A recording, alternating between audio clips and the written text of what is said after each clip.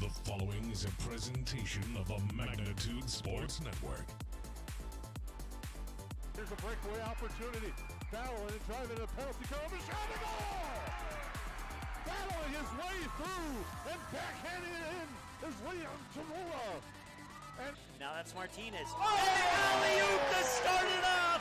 Martinez, the gunner, Swanson for the Don. Ball in towards Kamai. Kamai able to set it down. Kamai beating the keeper. Shot on the way, and Kamai scores.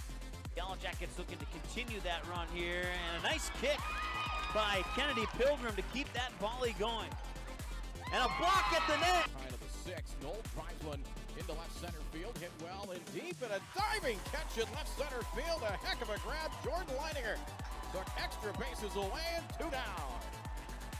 Hackle fires right side to plate. The hook and ladder. Hey. Richter goes deep. He could go. Richter to the house. Touchdown Jackets! Levi Richter on the Yellowjackets lead with 13.8 seconds to go. Guler has it. 3 seconds to go. Guler with the ball. 1 second at the buzzer. It's in! And the Pelican Rapids Vikings on a shot from Matty Guler go to the state tournament undefeated at 29-0. Turn things over to the broadcast booth. The pregame show starts now. And good afternoon and welcome into the Ted Minover Field Press Box. I'm Jason Groth with Grant Durkheising here for the Section 8 3A semifinals here today, which should be a fun one between the Perham Yellowjackets and the Morris Area Chokio Alberta Tigers here on the Magnitude Sports Network in the Budget Blinds pregame show. And Grant, we got a rematch from a game just a couple of weeks ago. Yeah, a couple of weeks ago, Perham came away with a 21-6 win. Both teams looked very good at times, and both teams were a little bit sloppy as that game. It was on turf with Morris's field, but it was raining the whole time, and Morris is 5-3, but that Perham win over them bumped them up a couple of spots to get them a 2 seed, and that was critical. That was huge for them to get a bye and rest their bodies, and Morris had to go and play on Tuesday. So I expect this to be another exciting game, even though it's a balmy 27 degrees outside. Tigers, like you said, played back-to-back weeks. Now they face Fergus Falls, knocked them off twice. Magic number in that game was 12 because that's all the points Morris allowed, and they were able to score enough to win both those games, 21-12. And then the big one that they won, the first round, 15-12 victory over the Tigers. In a game that Fergus Falls controlled for much of the first half into the second half, but then the Morris Area Tigers came up with some big stops. One especially was an interception that eventually set up the game-winning score. Yeah, come playoffs, it doesn't matter if you play well for 1 quarter or 2 or 3. You got to string together all 4 from start to finish. And I always like to talk about, too, with playoffs, you have home field advantage, who's got it. How many teams have injuries, and if they're big injuries or if they're rotational type of guys. But then, too, it's win or go home. I mean, we know that, right? But high school kids, you never know, and that's what's so exciting about high school football. And it's such an emotional game with playoffs, but you have to learn how to play poised under pressure. And can you execute the game plan all week that you've practiced? And if you can do that, you'll move on to the next game. And you mentioned home field. Last year, the Yellowjackets had it in this spot. Ended up spotting East Grand Forks a big lead, tried to make a late rally. East Grand Forks was able to hold on and then put some pressure on DGF in the Section 8 3A championship. But now today, that's a semifinal matchup in DGF. You can find that game on the DGF YouTube if you're looking for that one. DGF and East Grand Forks, they kick off at 2 o'clock as well. Winner of that gets a trip to the Fargo Dome, and that's where these two teams are hoping to get today. Yeah, whoever wins this game here between Perham and Morris, it's an ideal matchup for the opposing two teams, as East Grand and DGF, they'll beat up on each other. And playing on the Fargo Dome, anything can happen. DGF, obviously they're big and physical, and they're the favorite right now. And they'll keep moving the ball, and they'll choose some clock and whatever. But East Grand will do the same. If East Grand gets up a couple scores, if DGF gets up a couple scores, East Grand will try to throw it, and they're not a great passing team. So it could be a 28-6 type game, or I could see it being like a 14-12 type game too. Because of their style of play, and then obviously as the weather is cold too. And you touch on home field advantage. DGF has pretty much been automatic at home. That's a different atmosphere when you go there.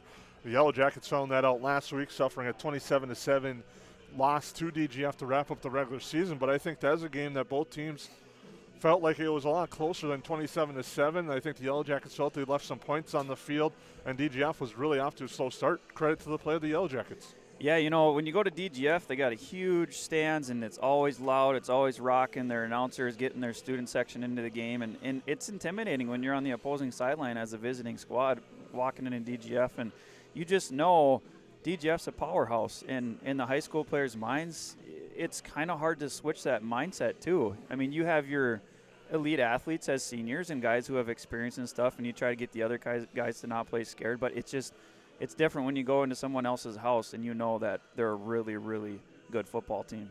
Well, we'll take a break as the Budget Blinds pregame show rolls on here on the Magnitude Sports Network. We'll be back after these messages.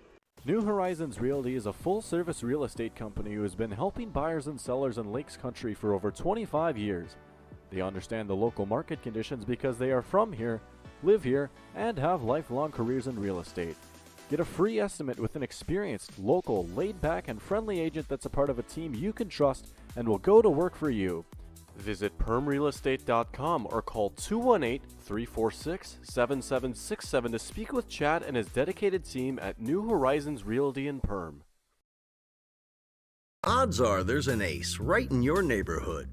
With expert advice and the right tools to make your quick fixes even quicker. Around the block, what you need in stock, with people who know their stuff. Welcome to the Home Convenience Store. Hi, this is Mallory Stotterell and Erica Saylor from Lakes Ace Hardware. You can expect expert help for your next project at Lakes Ace Hardware, right here in downtown Perham. Ace is the place with the helpful hardware, folks.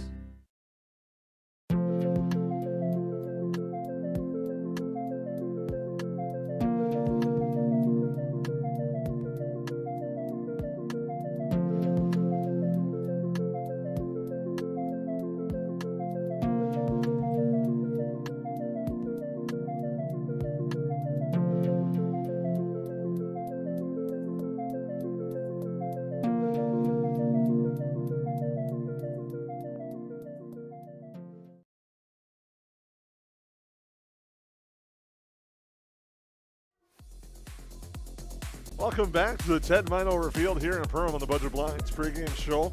I'm Jason Groth with Grant Durkheising as we get ready to go for this contest. Our starting lineups coming up, brought to you by Lakes Ace Hardware. Get your favorite Benjamin Moore or Magnolia paint colors or color match any color today at Lakes Ace Hardware in downtown Perham. Yellowjackets very familiar on offense. They're going to start at quarterback with Blaine Schmidt. In the backfield, he'll be joined by Hudson Hackle. The wide receivers are Gage Onenson and Mason Happel. Tight end is Ashton Detloff, and the fullback is Brandon Sandberg. Across the line, it's Jackson Bench, Casper, Carson Byer, Jack Wengler, and Dylan Ralston for the Yellowjackets. Morris Area, they'll go like this. Across the line, it's Brett Hall at center. The guards, Zach Dietz and Bryce Lehman. Tackles, Johnny Klendel and Javon Johnson. Tight end is Riley Osmus, a sophomore, a big guy. One of their key targets on offense when they throw. Wide receiver Jackson Hullman. Wing back is Andrew Marty. Halfback Owen Anderson. Derek Waldbieser is the fullback, and quarterback Drew Hebner for the Tigers. And Grant, you kind of noticed this. We were talking about this off the air. Morris has kind of changed things up on offense from the first half of the season to where they're at right now. Yeah, you know, the first half, 3 or 4 games, maybe 5, they went more of a spread type of offense. So they did a lot of bunch, which is a receiver and 2 other slots next to it, either out far wide or a tight bunch is closer to the line of scrimmage and the lineman. Otherwise, they'll do a double twins. They've done trips sometimes too. And it's weird because they had a lot of success throwing the football and catching the ball, and they were putting up a lot of points. And then all of a sudden, the second half of the season, they went quarterback under center. They went I formation with a fullback and a tail or a half, and then a tight end, and they started rushing the ball. And quite possibly there were some lineman injuries, but as far as I can see, their 3 or 4 main studs are still playing. So I don't know if the coaching staff had a quick change of heart, if their players talked to them and said we need to start practicing more or what. You know, I think maybe why they did it is so they can have a good blended mix come playoffs and not just be one-dimensional, because obviously as the weather gets colder, it's harder to pass the ball. We all know that, right? So I'll be curious how they start. I would assume they'll start That's because last week in playoffs, or excuse me, Tuesday, and then a couple weeks before that, that's 95% of their formations they did it. So we'll look at how these two teams match up across the board. Morris is 6-3, where the Yellowjackets are 4-4 overall. They finish all in a bunch in the Mid-Northwest Red Division with DGF running away with it at 7-0. Detroit Lakes was 6-1. Then it was Morris at 4-3. Then a host of teams at 3-4, including these Yellowjackets. They were with East Grand Forks and Little Falls at 3-4 in division play. Then it was Fergus Falls and Thief River Falls rounding out the field. Both those two teams have been eliminated. Scores from the first round, we'll touch on that. Morris got here again. We said in our pregame show with that 15-12 victory, and East Grand Forks advanced with a 28-7 victory over Thief River Falls. Here's a look at where you can find us on our social media outlets. Take a quick look at that as we'll come back on the Budget Blinds pregame show. We thank you for tuning in. It's the Yellowjackets and the Tigers. We're just moments away from opening kick here on the Magnitude Sports Network. One of our core values at United Community Bank is reinvesting in the communities we serve. I personally take great pride in this as I'm a fifth generation in our family here at United Community Bank. We've been here for over 100 years. We take a great sense of pride in sort of that reciprocal relationship we have with our community that, you know, we need our community members and they need us, and we love giving back and reinvesting. I didn't know what a derecho was. Didn't know that kind of storm existed. I didn't worry a bit about my coverage. It did not let me down. I was not caught blindsided. The secret is to have an agent that gets you insured for your needs. If you don't have Farm Bureau, you don't have good insurance. Contact Farm Bureau agent Michelle Beck in Perham at 218-345-4010. River's Edge Cabinetry loves their customers, and customers like Emily love them right back. She says, I've seen a lot of cabinets in my 16 years of real estate sales and appraising, and the quality of River's Edge Cabinetry is right there with the best. Jen says working with them was great because they took care of everything. I really like their style, attention to detail, and being able to see 3D drawings up front. Call 218-346-0127 or visit the website today, riversedgecabinetry.com, turning your vision into reality. We take pride in what we send out. When you open a bag of licorice, you want that licorice to look good, you want that licorice to taste good. We work for you. We take pride in what we're making and what we are offering. It is so important to me. I do thank KLN from the bottom of my heart. They believe you and your family is important.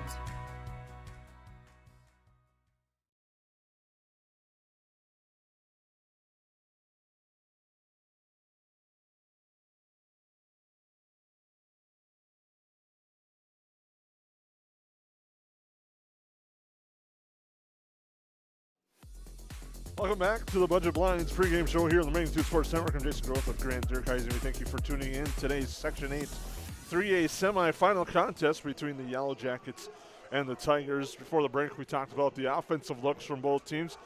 Yellowjackets got some key players definitely got to keep your eye on. One of them is number 2, Hudson Hackle. Yeah, you know, Hudson Hackle, the second half of the season, he's been on a tear, and it hasn't just been, you know, getting 14 rushes, 16 rushes. He's hovering around that 9 to 12, but he's broken some big plays for 40, 50, 60 yards multiple times. And, I think for Perham's offense, I think the magic number for him to get the ball today is 12 or more. I think if he can get the ball 12 or more times, he's going to pop 2 or 3 for 30, 40, 50 yards and potentially a score. But you got to think about Blaze Schmidt, the quarterback, too. You know, going into playoffs, he's got experience last year. He's a really good leader. He's vocal, and he's a go-getter. So I expect him to connect with number 11, Gage Johnson, as he's got 29 catches for 6 touchdowns and almost 600 yards, too. Get Blaze involved, the quarterback. I think you can roll him out to the right, left, nothing there, get yards. It's win or go home. So he'll take on a hit now. He'll do whatever needs to be done to try to get the team a win and advance to Friday night at the Fargo Dome. And you mentioned vocal. That's an understatement when you talk about Blaze Schmidt. But what he's done especially really well, I thought, this second half of the season, he's limited his turnovers. I mean, at the beginning of the year, he was throwing some big picks, but now he's kind of limited at that. And he has a good connection with his wide receivers, Gage Johnson, and that one with Mason Happel has really been developing throughout the year, too. Yeah, you know, he's always been really smart, but with the new coach, some new offensive things, it does take time. It's not going to happen overnight. It's not going to be the first game, second. It takes time. And, And like we talked a few weeks ago, a couple of those picks weren't necessarily on him as a quarterback. A few were, for sure. But as he's gotten more smart with his reads, and if nothing's there, don't force it, just get yards on the ground.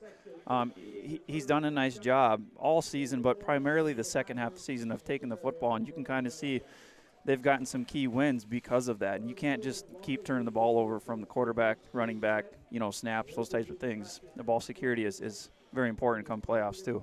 For the Yellowjackets, most of the time when they win, they keep their opponents in single digits. The same can be said, I think, for the most part. Morris has been in some high-scoring games earlier in the year, but lately they've clamped down defensively as well, and that's going to be an interesting battle in the trench, especially these two teams. Yeah, Morris defensively, most of the time they'll run 4 down linemen, 4-3, cover 2, but what I've seen too is they'll zone on one half the field with their secondary guys, and they'll man up on the other half. And it's interesting. It might be based off of where the field position is. It might be keying on a couple of guys. But last time Morris played Perham in Morris, they were in a 5-2 and tried to get pressure on the quarterback. And they were successful a couple of times, but there was a couple times too where there was a broken play, and Perham's quarterback just scrambled and got big yards too. So I think they'll start in that 5-2 again, 5-2 cover 2, and then adjust from there. And I would expect them to be in that 5 and really try to focus in on the quarterback, Blaze Schmidt, and keep him in the pocket, don't let him scramble. And then obviously keep an eye on Hudson Hackle, number 2 for Perham, and then number 11, Gay Johnson as well. And then the Yellowjackets defensively have shown a lot of different looks this year. And against Morris, the first time you saw them, they were predominantly trying to spread out. Now they're going more with that I formation power attack. So it'll be interesting to see the matchup there and the chess matchup between the coaches there. Yeah, I think with Perham defense, they haven't varied too much of it throughout the season, and I like that philosophy because you keep building on what you got and then just tweak things from week to week very small. You can't completely change your philosophy every week. And that goes the same with any other sports too. So I expect them to still be a 4-4 cover 3. And then if they end up going to spread game, they'll probably roll over somebody, a wide out, a linebacker, depending on what Perham's defensive coordinator, Coach Brian Robertson, has planned for Morris. And obviously you practice both. Weather will be a factor a little bit in the press box. It's actually not too bad, but you can see outside on the field, the wind is blowing across the field from our backs across to the Morris sideline, which brought a large contingent, a good contingent of fans here today up. Made the trek to Perham today, and it should be a fun one, but you think weather might play a role, especially in that special teams game and the kick game here today. Yeah, it's just so different when it's 27 degrees versus a week ago it was almost 60 degrees and you're playing football. And it starts from the kickoff. The ball is harder. It hurts your feet. You just kind of get past that. And from a coaching standpoint, weather is the exact same for the opposing team on the other sideline. So as a coach, you don't want to hear any excuses about how cold it is, or your fingers are cold or toes like that. Just go out and play. Because 2 hours from now, it's going to be either a memory and you lose and you appreciate the time and your experience. Otherwise, you prepare on Monday and Tuesday and get ready for that section final game. The Yellowjackets came out on the field. They're fired up, ready to go, as are the Tigers. We'll come back. We'll have your KLN Family Brands kickoff. We thank you for tuning in to the Budget Blinds pregame show here on the Magnitude Sports Network. Reuter Family Dentistry, with locations in Perham and Wadena, welcomes new patients. Come meet the friendly and professional team and experience for yourself what it is patients love about Reuter Family Dentistry. Dr. Reuter is just so kind and inviting, and she's very proactive, and she has instilled it in her staff to be so friendly and inviting also, and that just makes it a wonderful experience.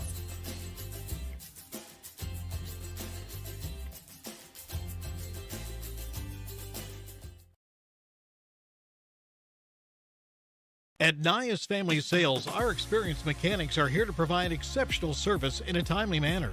With 10 service bays, the service department at Nias Family Sales can work on all makes and models.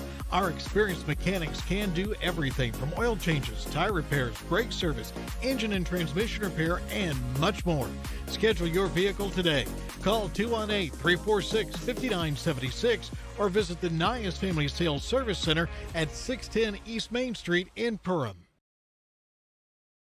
Ray's Sport and Marine in Perham has you covered for all your recreational needs. Ray's carries a large inventory of Lund boats, Bennington pontoons, plus Viaggio pontoons. They also carry the Yamaha line of ATVs and UTVs, as well as the full line of Honda Power Sports. Stop in and check out all of what Ray's Sport and Marine has to offer. Good luck to all Perham athletes, and go Yellowjackets!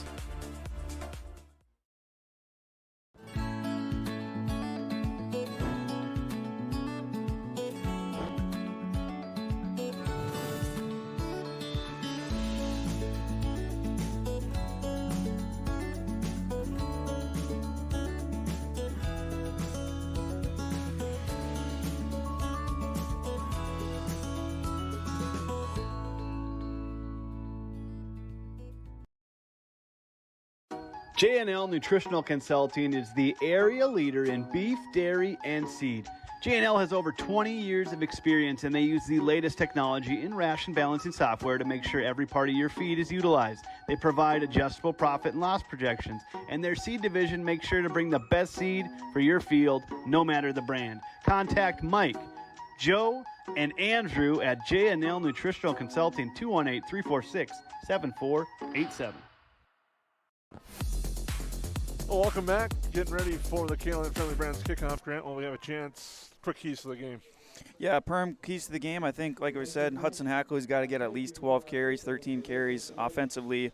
Lean on quarterback Billy Schmidt to make some big plays. And honestly, I think you focus on moving the chains for Perham, but sprinkle in a trick play or two and keep that momentum going in your favor. I think for Morris, in my opinion, they've had a lot of different formations. The first half of the season they were spread. Second half of the season they were under center and I formation. I think you have to have a nice blend, especially if you get ahead, run the football. If you get behind, don't be afraid to keep passing it because you had a lot of success. So mix up your formations a little bit and get pressure on the quarterback for Perham, Blaze Schmidt. I think if you can get pressure on him and take him away, that kind of eliminates his throwing the ball to his receiver, Gage Johnson, and a couple other guys too. But and then you just got to not spy Hudson Hackle number 2, but you got to always be aware of where he's at. Yellowjackets won the toss. They deferred their option to the second half. Morris will get the football to start with our KLN Friendly Brands kickoff. KLN Friendly Brands, a proud people-first company. Interested in joining a growing family? Head over to KLNFriendlyBrands.com. It'll be Hudson Hackle doing the honors for our opening kick. Here from the Ted Minover Field in Perham, just off the campus of Perham High School.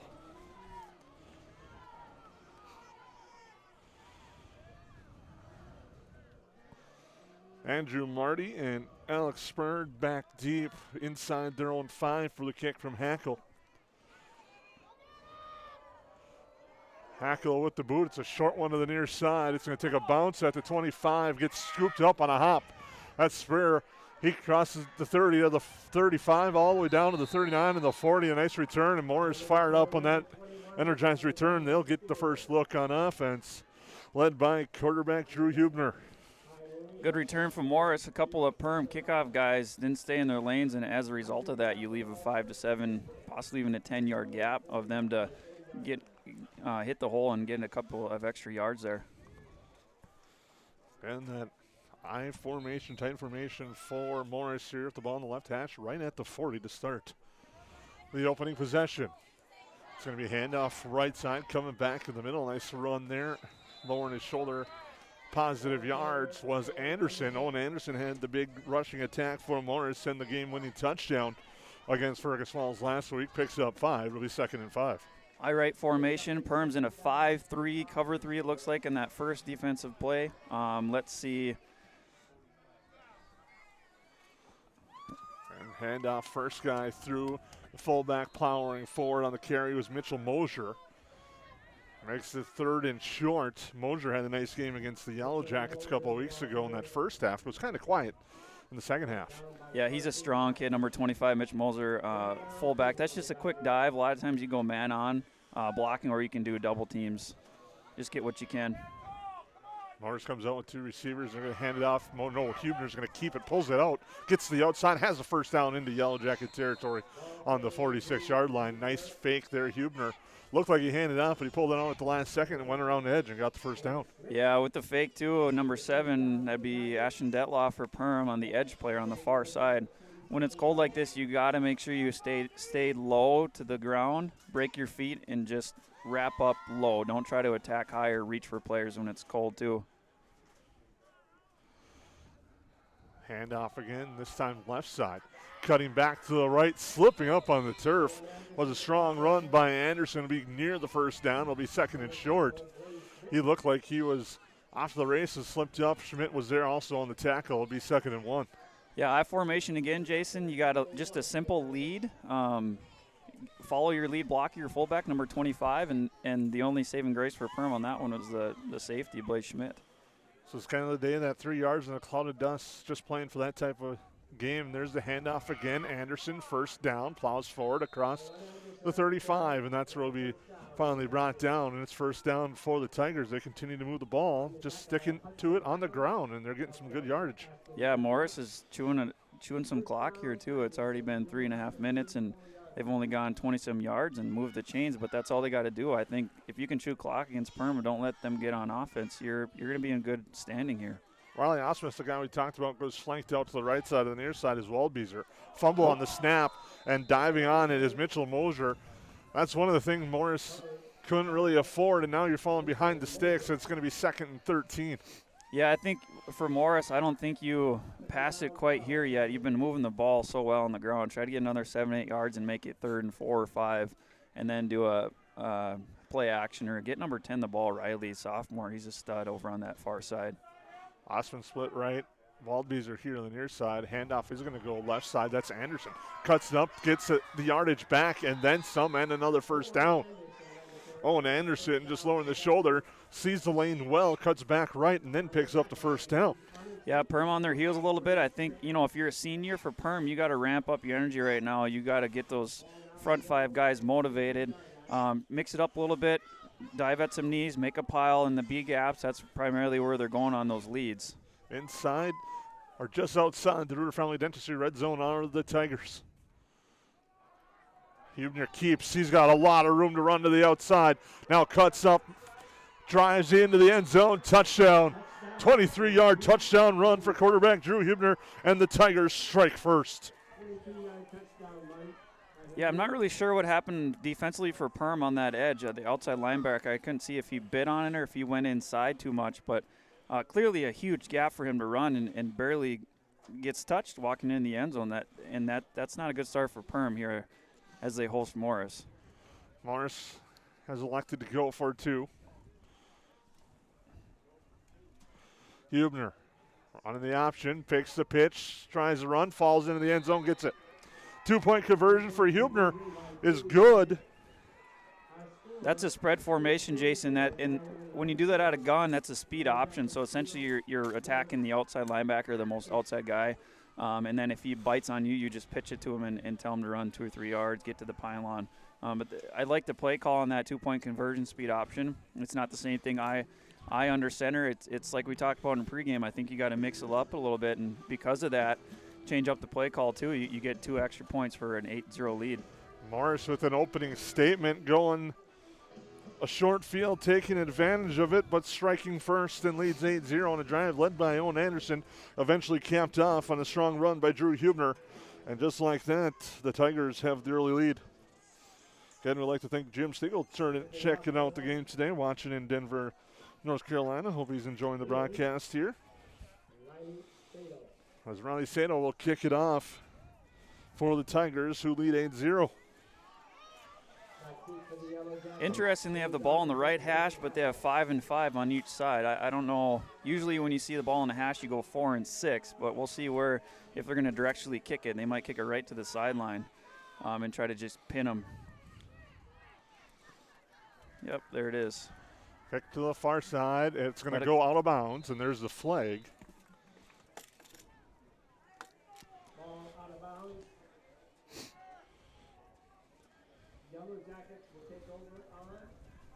The Yellowjackets will discuss their options. Well, you either get it at the 35 or have them move back 5 yards and re-kick it. Honestly, you got a couple of good returns for Perham. They move back another 5 yards and they try to kick it far and deep when it's this cold. The ball's not going to fly very far. Take your chances, but Perham with the safe option here, and that's okay. Get the ball in the offensive hands, and let's see what they can do. Got a text from a fan at Huntington Bank Stadium checking on the Gophers, watching Magnitude as well. Thank them for tuning in. Gophers taking on Michigan State today, trying to put a winning streak together. Fumbled snap, Hackle dives on it on the exchange. Get in there, Zach Dietz. But Hackle's able to recover, and it'll be second and long. Yeah, Perham, you got to refocus here and get on the same page with everybody. Otherwise, this could be a 3-and-out and a punt, and you're looking at a long drive going into the middle of the second quarter and potentially more score and make it a 2-score lead. Yellowjackets with Blaze Schmidt at quarterback. Going to send Happel and Onitson to the near side.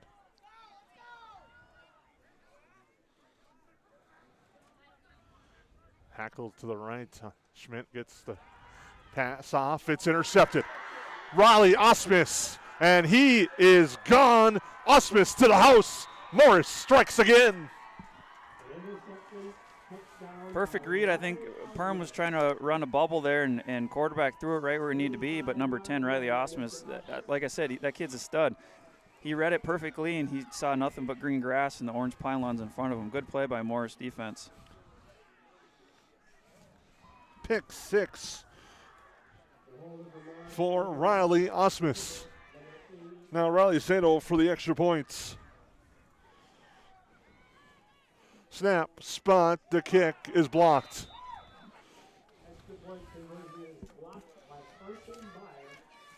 Now we see how Perham responds when you're down 14-0 with 7.5 minutes left to go in the first quarter. Now it's time for the seniors for Perham to start picking it up a little bit and taking care of the football and just move the chains. Don't try to get fancy on offense now.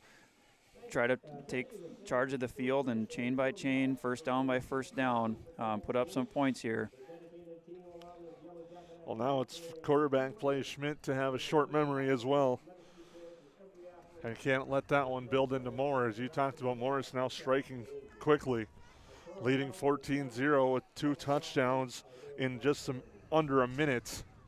With 7:54 to go in our opening quarter, it's 14-0 in favor of the Tigers. Our KLN Friendly Brands kickoff.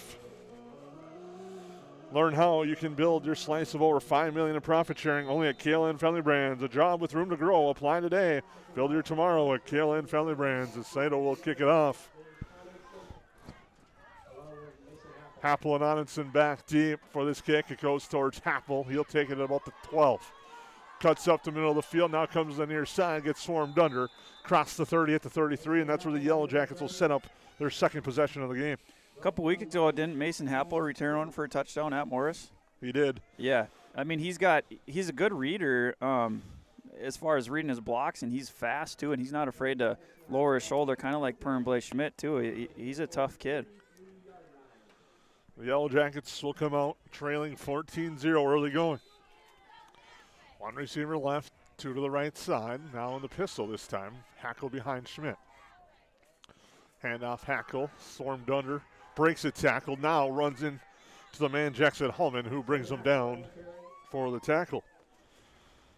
I'm going to say the first 2 plays offensively for the Yellowjackets, you had the tough fumbled snap, and then you have an interception, so you really need to try and have a short memory and build off now something positive there, getting the play off. Yeah, you can't let it become a domino effect where one bad thing happens, then the rest of the offensive series or the first quarter, first half, whatever, you got to put a halt to it somehow. Get something positive here, get 4 or 5 yards, move the chains, and then Perham will be all right. They split tight end Detloff here wide to the left side. Schmidt looking to pass, has time, fires, pass incomplete. Looking for, that was intended for Easton Kennedy. And it's incomplete. It'll be 3rd down. Pretty good coverage by Morris secondary. I do think he came in and bumped him a little bit early. You can't touch him when the ball's in the air, and you can tackle him or hit him right as they try to catch the football, but as the ball's in the air, you cannot touch him, and I think he might have bumped him a little bit early there. 3rd down and 10. The Morris defense looking for another big stop. Yellowjackets looking for their first down of the game. 7 minutes ago in the first quarter. Morris already leading 14-0. Schmidt gets the snap. Looks to fire downfield. He's got Detloff open. It's too strong.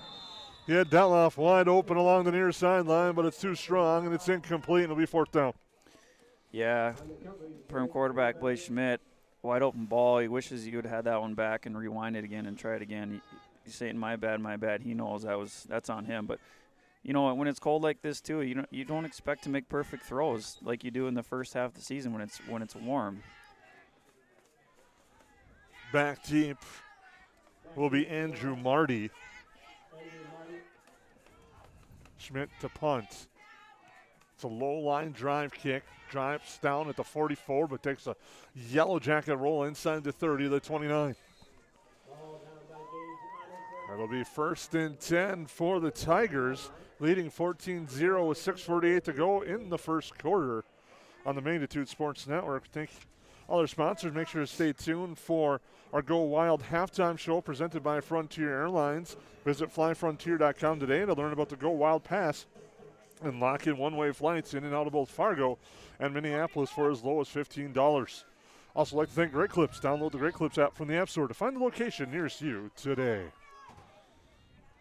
Gibner's under center again. He's going to pitch it out right side. That's Anderson getting to the corner. He's going to pick up 8.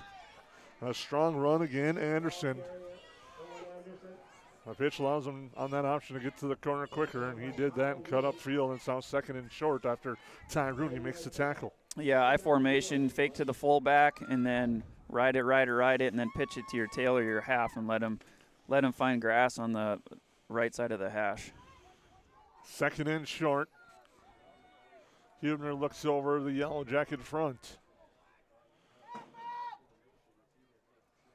Handoff, Anderson gets wrapped up short, and the second effort gets him across the sticks for the first down at the 40. I think if you're Perm defensively, now that they move the chains again, first down, I think you got to send 1 or 2 guys. I don't expect them to do any type of play action out of this. The only thing possibly they do again was that fake dive to the fullback and then pitch it to the tail or the half. Last week against Fergus Falls, Huebner did not complete a pass. They won 15-12. This week they're already up 14-0. And now he's going to roll out right. Nice job on the far side. I believe that was Rooney, and Sandberg did a good job of keeping contained on the edge. And that forced Huebner out of bounds. No gain on the play. A nice job there on the edge by the Yellow Jackets. Little misdirection look from the Morris offense there.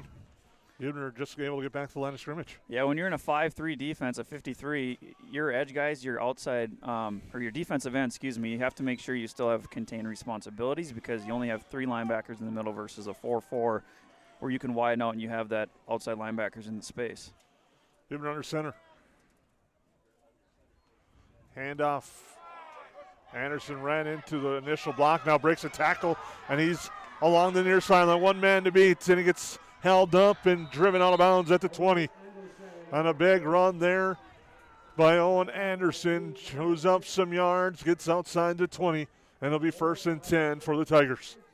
Yeah, Morris isn't doing anything special. It's just another lead, and they're getting their down blocks pretty well on both sides of the ball. Usually you have a strong guard and tackle on one side or usually on the right, as most teams call their plays to the right. But they're doing a nice job of bouncing on both sides of on the ball too here. 1st and 10. We'll call it to 20. Right inside the Reuter Family Dentistry red zone are the Tigers.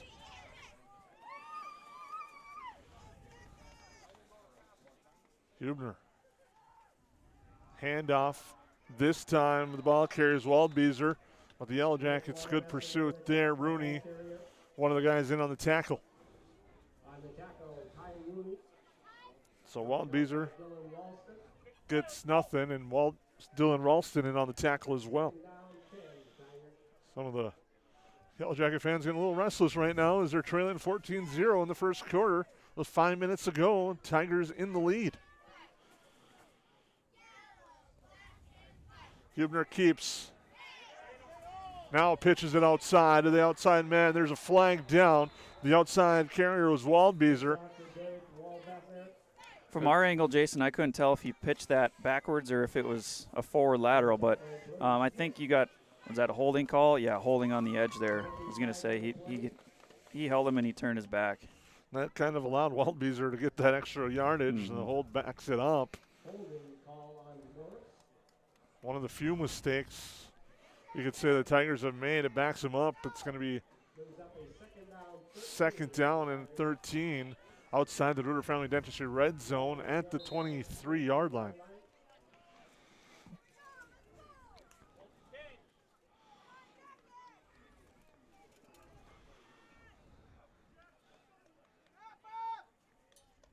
Huebner keeps, sets it up this side. Now pitches late to Anderson. Anderson gets a block, drives forward inside the 15 to the 14. Nice block on the edge that allowed Anderson to get some more yardage as Carson Byer brings them down. Say play, opposite side. You got the wide side of the field. Utilize it. And they scored one of their touchdowns on the wide side of the field, too. Just now the ball's on the left hash. I'd be curious if they do a dive here, a lead. Keep it safe if you're Morris. Under 5 to go at 4:20 in the first quarter. Morris leading 14-0, looking for more. Huebner goes right side this time.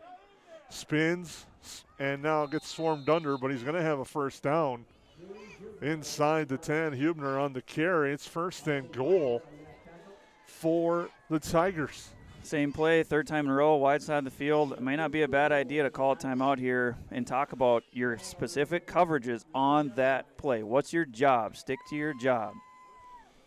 First and goal at the 9, and Morris has been in control of this first quarter since the opening drive. It's been all Tigers. One receiver right, one to the left side. Huebner taking his time to the line. Gets the handoff to Anderson, cuts it upfield, drives forward. Be close to the goal line, and now both lines will push, and it'll be second and goal. Nice job, the officials blowing an early whisk there versus running back gets stood up. A lot of times, sometimes officials will wait a couple of seconds, and they'll get pushed backwards, and then someone will come in with a late hit. So nice job by the sideline judge on Morris' side to call an early whistle there and get the ball dead. Second and goal from the 2. Huebner under center. Hands it off straight ahead into the end zone for the score as Mitchell Mosier, and Morris extends the lead to 20-0. Just a quick dive, weak side. A gap, B gap could be a read. Only one guy there to stop him. Mitch Mosier is just too powerful. A dominant first quarter from the Tigers as Huebner looks to pass, now rolls out, gets flushed, throws it away. So the 2-point conversion is no good, which makes it 20-0 on your United Community Bank scoreboard here in the first quarter. And a hushed Ted Minover field here as the Tigers have been in control, 2 offensive touchdowns and a pick 6, and it's been all Morris in this first quarter. Yeah, Morris offensively just kept moving the chains, and they did a pretty good job of varying up what they did offensively. And then when they found something successful, they did it 3 times in a row that last drive. And the drive before, they ran that same play twice. So I think if you're Perm defensively, you got to figure out and talk with your defensive guys and get that taken care of before halftime, as it's 20 rip and it's not even the second quarter yet. And now our KLN Friendly Brands kick. It'll be Riley Saito again. KLN Friendly Brands, apply today, build your tomorrow. Once again, visit KLNFriendlyBrands.com. Here's our KLN Friendly Brands kick, with the Tigers leading by 20. You know, Morris is still trying to kick it to the far side. Number 1, Mason Happel. He's the one who returned the kick return last time at Morris. I'm kind of surprised by this. They'll kick in him again. Now Onenson takes it over. Has a couple of lanes to run through, and he gets to the outside, spins, breaks a tackle across the 40 to the 43, and a nice return there by Gage Onenson, which gives the Yellow Jacket fans something to cheer about in this first quarter. Yeah, the first time the Perm fans are clapping their hands for the home team here. Nice return by Gage Onenson. You're at the 42-yard line. Ideally, you want to start 40 to 50 yards. I mean, obviously, that's what you want every time you return the kick, but right now, you're almost working with a short field, so get a first down or 2, and then you're getting close to the red zone, just a little at a time if you're Perm. Yellow Jackets going with the full house backfield. Handoff to Hackle. drives for. Nice positive run there across the 46 to the 47 for Hudson Hackle. The Yellowjackets have 2nd and 5. Pregame, we talked about keys to the game. Hudson Hackle having, at least 12 carries tonight. He's got 3 so far. And that one is a gain of 5 or 6 yards. I think you just keep feeding them and then keep moving the chains little by little. And I know on the Yellowjackets side you're seeing a 20-0 score, but there's still a lot of time left. It's not really a time you can abandon the run as Sandberg powers forward, picks up a first down just like that. No, as soon as you abandon the run, then you throw it and you have another pick and you have a pick 6, or they go down and score, and all of a sudden you're down 3 scores. And then you're going into halftime. So it's early yet. There's a lot of time, and high school kids get so anxious about this kind of situation too. So as a coach, you got to settle them down and say, we got plenty of time. Just keep doing what the game plan is, what we practice all week, and let's get a win. And that's where you rely on those senior leaders like Hudson Hackle and Blaise Schmidt. Handoff this time. And breaking free with a nice strong one that time was Gavin Griffin, a freshman. Picks up the first down inside the 35 to the 34, and a strong run there by Griffin. Yeah, Gavin Griffin, more of a speedster, not afraid to lower his shoulder. Different type of runner than Hudson Hackle, but almost like a shot out of a cannon there with Gavin Griffin as a freshman. This time it's Hackle, cuts it up. Breaks a couple of tackles inside the 25, and a nice run there by Hackle. It'll be 2nd and short, and the Yellowjacket offense starting to feel it a little bit on the ground. The fans starting to show support of that one as well, and it's now will be 2nd and short. That formation full house, the last drive here, and that's a counter play. So you fake one way and give it the opposite way, and nice gain of 8 yards there for Hudson Hackle. Pitch out this time. Griffin following his blockers, gets to the corner at the 20, gets wrapped up there. Good pursuit by the Tiger defense. But it's going to be a first down inside the Reuter Family Dentistry red zone for Gavin Griffin. I love the play call there. You dive, or a counter, and then you fake the dive and you toss it to the opposite back, who's got room to run on the wide side of the field, plus 2 lead blockers. So I like the call on that. We're still in the first quarter, 1 minute to go. It's Morris 20, Yellowjackets 0. Yellowjackets driving. Handoff Hackle. Went left initially, looked right, and then followed back left. Gets some yards to the 15. Anderson in on the tackle. Let's see what the Yellowjackets will let to do. They're still moving quickly with 45 seconds to go in our opening quarter. And one thing of note, I know it's only first quarter, but the Yellowjackets will get the ball to start the second half. Schmidt is going to keep it now, pitches outside. Griffin has one man to beat, and there's a flag. Mosier, as well as Derek Waldbeezer, did a nice job of staying in their zone. And the flag will back up to Yellowjackets if they elect to take it. It is Morris. It's a hold. Yeah, number 7, nice job on the contain too, Eric. He could have easily got sucked into that dive, but he stayed home and did his job, and as a result, he made the play. Unfortunately, the flag is on Perham. Do we have a number on the hold? Did not see it or hear the official call. Don't have the mic set up here, but the Yellowjackets. That's kind of a shot in the foot there, Jason. You have a bunch of momentum going forward and good play after good play, and all of a sudden there's a hold and it backs you up. Now it's 2nd and 16. Clock started with 25.6 seconds to go, so Yellowjackets can't run this out. To the line is Schmidt with 5 seconds to go in our opening quarter. He's going to roll right. Fires right, pass, almost intercepted, in and out of the hands of Riley Osmus. He had it along the near sideline and then lost it, but that is the final play of our first quarter, which has been dominated by the Morris Area Tigers. They lead by a score of 20-0. We'll take a break, come back with the second quarter on the Magnitude Sports Network. What sets the world's leading hospitals apart from the rest? It's their continued ability to deliver the highest quality patient care. Perham Health is honored to be a top 10 Minnesota hospital. Patients experience it, and Newsweek has recognized it. even during the unpredictability of the pandemic. The nurses, doctors, and many others at Perham Health put their best foot forward. Thank you to everyone at Perham Health for continuing to provide the best patient care. Central Market, the fresh place in Perham and Detroit Lakes, offering the freshest meat, produce, bakery, and deli products possible with great value for your money. A visit to Central Market is a journey into freshness. You'll always be able to find a wide variety of items that will result in the perfect meal for your family and friends. Begin with their meat department, and whether it's succulent fruit and vegetables, fresh baked specialties from their bakery, or the convenience of fresh deli selections. Central Market is the fresh place for your family. Go Yellowjackets! Welcome back. Third down out of the quarter break. 3rd and long for the Yellowjackets. Pitch out Griffin. Trying to get to the corner at the 20. Lowers his shoulder. Falls forward. It's a nice run there. They said he was down. The ball popped out, but he was down. Gets back to the original line of scrimmage. Maybe a yard forward. It's going to be 4th down. Yeah, we were just talking off air, Jason. The last thing you want to happen right now if you're Perm is a turnover, because now Morris can chew the clock and waste as much time as possible in the second quarter. So if you're Perm, you don't need to rush it. You have some momentum, and then you got that flag. Take a step back a little bit. Now you just had a positive play. 4th and 9, you gotta go outside somewhere. I don't think you can run it up the middle and get 9 yards.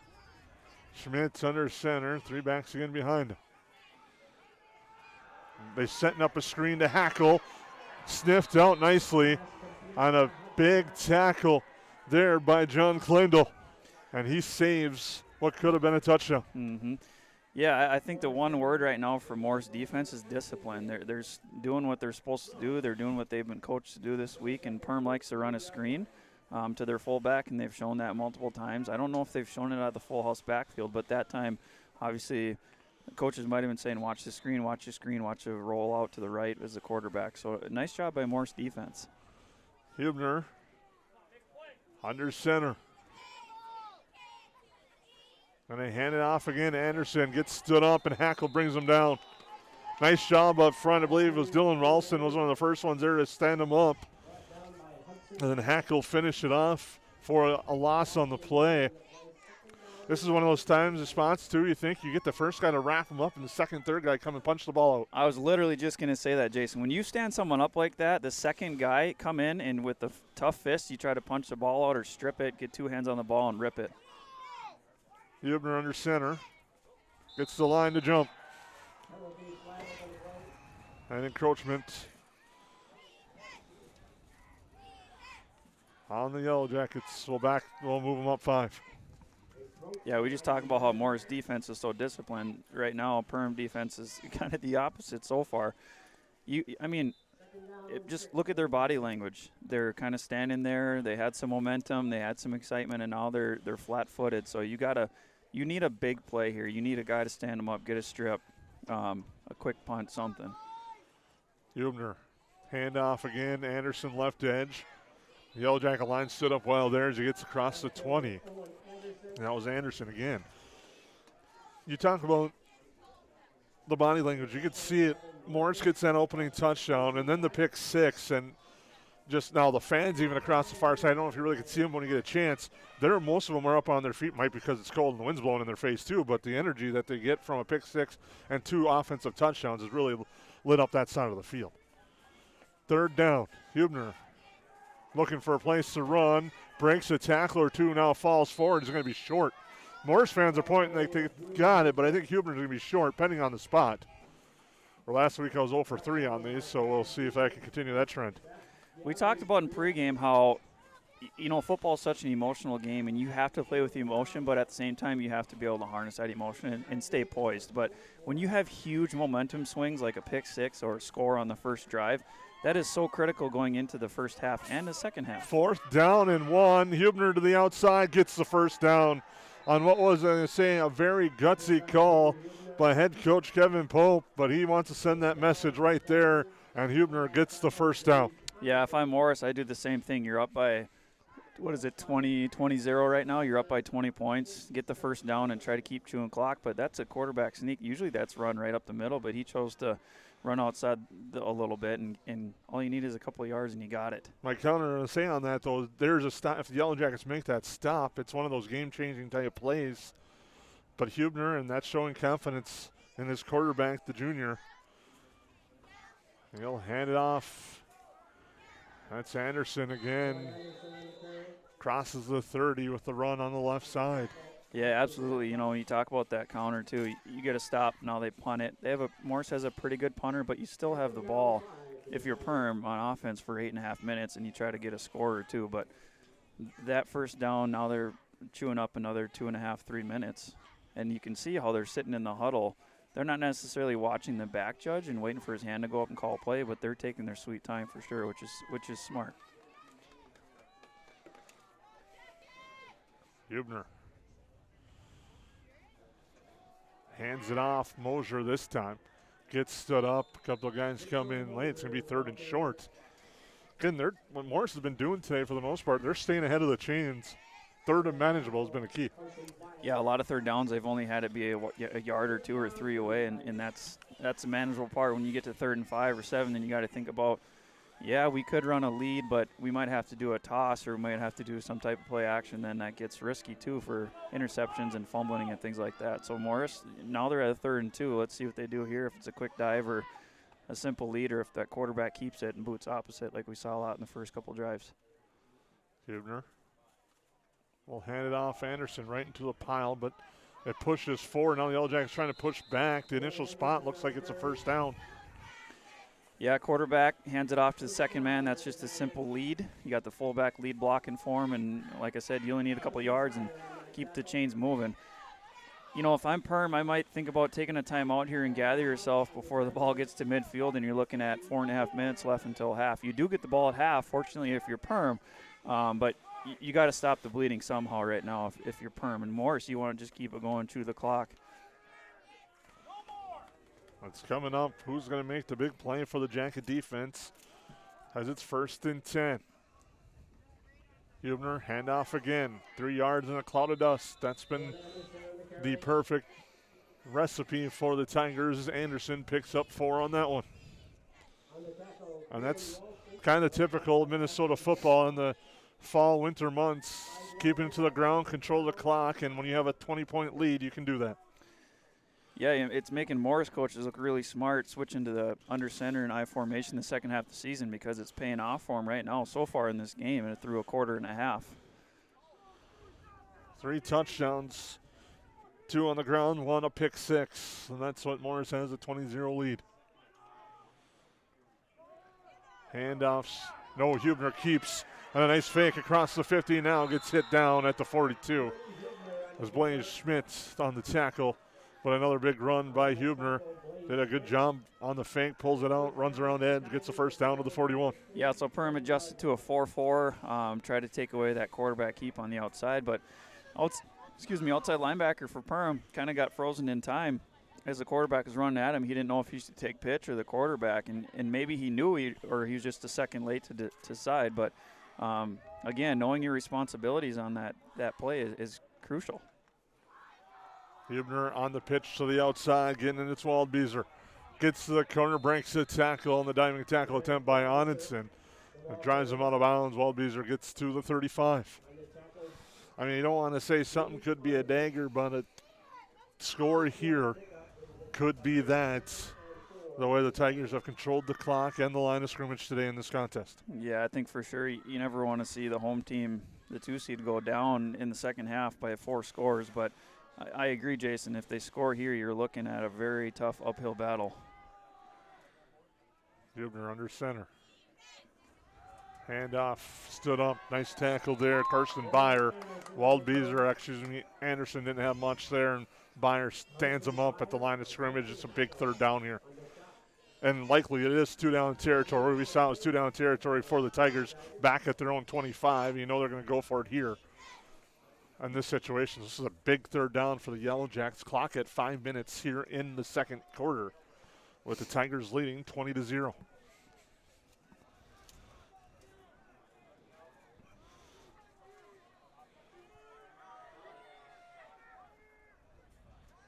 Handoff, Anderson gets the first down, gets to the outside, breaks a tackle. Now cuts back up, now gets wrapped up inside the 5, down all the way to the 2-yard line. And the Tigers with a big run. It's Anderson. It'll be 1st and goal. Yeah, I formation looked like a fake going opposite, so that'd be a counter, I believe. Perm secondary and then their outside linebacker, again, I think you got sucked in too much. You got to – if you're an outside linebacker, obviously you want to know your responsibility, but you have to help contain the edge. You can't give up the edge, and that's happened multiple times for Perham. And honestly, that's what's kind of hurt them so far. Central Market, the fresh place in Perham and Detroit Lakes, offering the freshest meat, produce, bakery, and deli products possible. The great value for money. Again, Central Market, the fresh place in Detroit Lakes and Perham. We thank them for their sponsorship here of high school football and Magnitude Sports. Huebner under center. Hands it off. Mosier gets stood up, though. Now they wrap up and bring him down outside about the 4-yard line here on the Magnitude Sports Network inside the River Family Dentistry Red Zone. Yeah, perfect opportunity. One guy stood him up. Second and third came in and laid a pretty good smack on the running back, Mitch. But, you know, that second and third guy, Jason, what do you want them to do? It's punch that ball out. Yeah, get the ball out. And just don't let them score here. You know, you get the ball back, you can move the chains a couple times and then go into half. But this might be the time you might see the first pass of the game from Morris with Osmus on that far side. Yep. One-on-one coverage. Huebner. They're going to just hand it off straight ahead. Anderson's in the end zone for a touchdown, a 3-yard touchdown run. Again by Owen Anderson, and Morris extends their lead. Morris is doing just fine in rushing the football all night. They've only had a couple of fakes and then a toss or two, but, you know, why throw it? You don't need to in that situation. Even though I agree with your call, that'd be the time to throw it up and give your stud a one-on-one ball in the corner. Anderson no good on the 2-point try, so it's going to be 26-0 in favor of Morris on your United Community Bank scoreboard. We'll take a quick timeout and come back here on the Magnitude Sports Network. For over 30 years, Budget Blinds, based out of Detroit Lakes, has been serving Perham, Fergus Falls, Park Rapids, and the surrounding area. Whether you need blinds, shutters, or drapes, check out the entire inventory online at budgetblinds.com. Budget Blinds is backed by the #1 provider for window coverings in North America and is your local window coverings expert. Visit them online today, budgetblinds.com, or give them a call at 218-206-9599. That's 218-206-9599 and online at budgetblinds.com. At Great Clips, we use online check-in to help NHL player Jack Hughes achieve game day flow faster, so he can do more with his time off the clock. Great Clips, official hair salon of the NHL. At Great Clips, we use clip notes to save NHL player Cale Makar's haircut details, so he's always confident in his hockey hair. Because with a name like Cale, you gotta sport great salad. Great Clips, official hair salon of the NHL. Welcome back. Kalen Family Brands kickoff. Kalen Family Brands apply today. Build your tomorrow. Riley Santo with the kick to Gage Onitson at the 15. The Yellowjackets trailing 26-0. And Onitson takes a hard hit at the 30. And that's where the Yellowjackets will set up shop, trying to get any momentum going here in the second quarter into the break. 3:34 to go. They trail 26-0. Can't remember exactly the deficit last year, but it was a 3-4 possession game against East Grand Forks, and the Yellowjackets rallied back, fell short, and they're going to have to try to do that today. Here would be huge to get a scoring drive here into the break, get the ball to start the second half.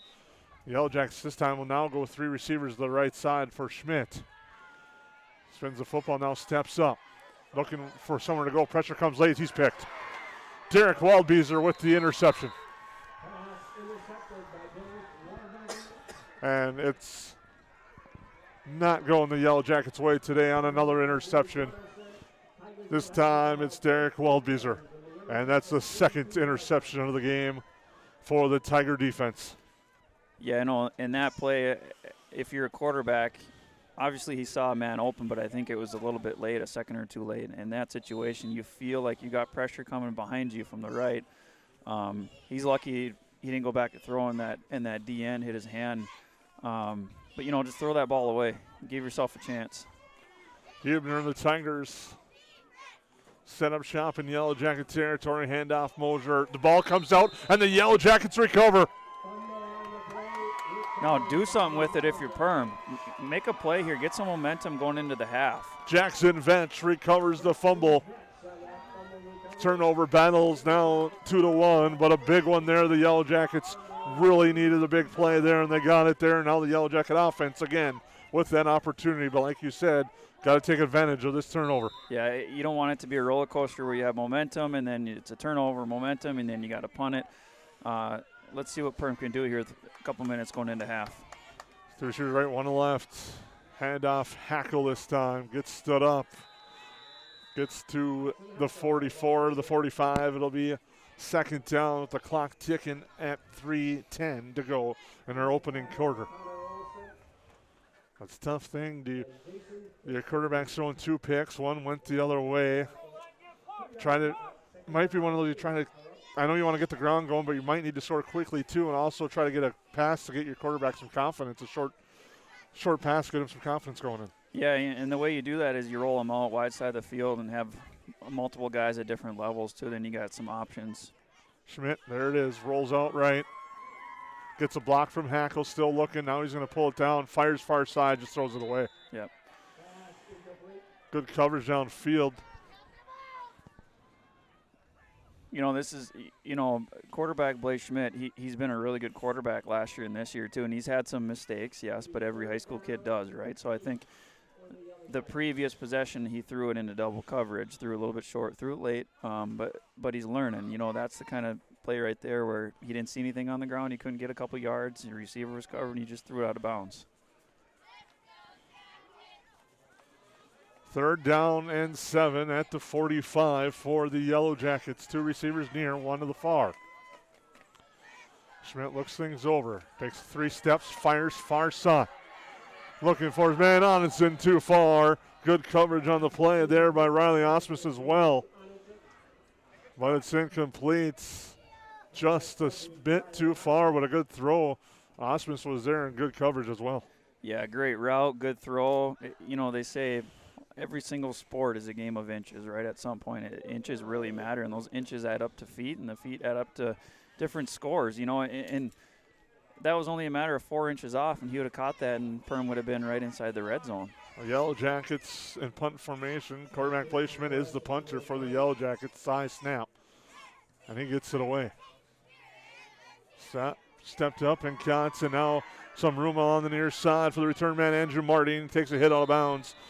And Easton Kennedy drives him out of bounds here on the near side. Morris will have good field position at their 37 or 38-yard line. Yeah, I think Morris, number 21, got away with the block in the back there right as Morris kid caught that punt. But in that situation too, now where's the ball at? The 38-yard line. Your coverage, when you punt it, you have to get down and know your assignment to where you're supposed to be at, because there's still 2.5 minutes left, and now they're almost midfield.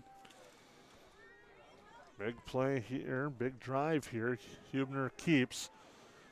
Detloff does a nice job. Slows him down, holds him up. And now it'll be first and long. And your Yellow Jackets, you might start think of using timeouts on defense.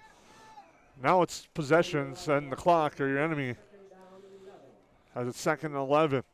Yeah, I'm surprised so far Perm hasn't called any timeouts. He's still got 3. I mean, you can use one. I would have maybe used one there, if not there, for sure, calling after this, because you get a stop here, it could be 3rd and 10. You give yourself a little bit of hope. Hubner taking his time, is going to milk the clock.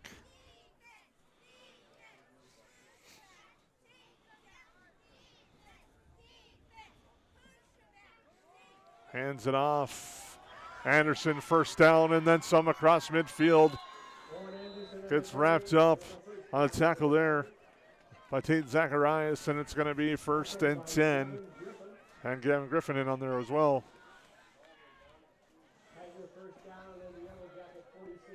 Look at the difference between Morris, how they run up to the ball, ready to run a play, and Perm standing there, and then they finally get down.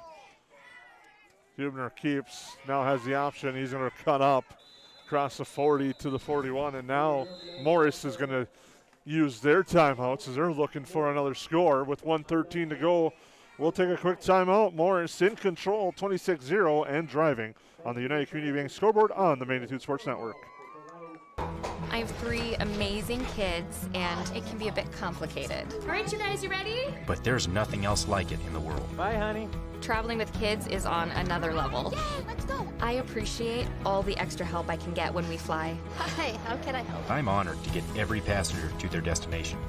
I'm so grateful that I've been able to fly with my 3 young kids. At Frontier, we get it. We're flyers too, and we believe the sky is for everyone. Hi, this is Mike from Magnitude Sports. I'd like you to do me a favor if you would. Subscribe to this channel right here, Dakota Fins and Feathers Outdoors. The channel is owned by a family I've known for over 2 decades and features some sports stars from previous Magnitude Sports broadcasts. So if you're the type of guy that likes fishing, hunting, dogs, you can get all that and more right here on the Dakota Fins and Feathers YouTube channel. You can also find them on social media, on Instagram, TikTok, Facebook. It's educational, it's captivating, it's fun. It's Dakota Fins and Feathers Outdoors. Subscribe today. Welcome back. Late second quarter, 1:13 to go. Morris with the football, 2nd and 4, leading 26-0 and looking for more. Hubner struggles to get the snap, now has it, looking for Osmus. The pass is complete to Osmus, and he'll walk into the end zone for a touchdown on 41 yards. Hubner to Osmus, and Morris extends the lead. Yeah, good call by Morris's part. You run a play action, you haven't thrown a deep ball all game, and really the last 3-4 weeks much at all. So the coverage was there by Perham's corner on that side, but Osmus he's a good athlete, and he just jumped right over Perham's corner and caught it and walked a couple steps into the end zone for another score, leaving it a 32-rip game with 1 minute left to go until the half.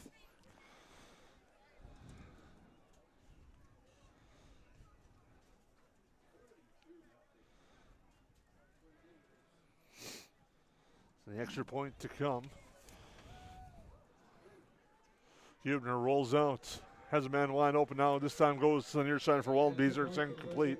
And a man over the middle wide open. Didn't see him. 2-point conversion. No good.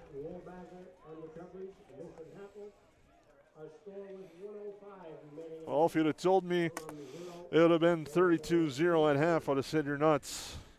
And that's where we're at, 32-0 in favor of Morris here on the road. They have just been dynamic on offense today, using the ground and pound, and they're going to the air, finding Osmus, who was covered, but made a nice play and make the catch. It goes into the end zone, and it's been all Morris. You think about, there's 3 really important times in a football game. Obviously the kickoff, but the first offensive drive for what team? If they score, yes, it's already 6 or 7 or 8-0, okay? The second most important time of the game is right before the half, going into half. Do you score? Do you give up a score? Or is there no score? And then the third most important time of the game is the first possession in the second half, you know, and Morris has won the battle in the first 2 of those most important parts.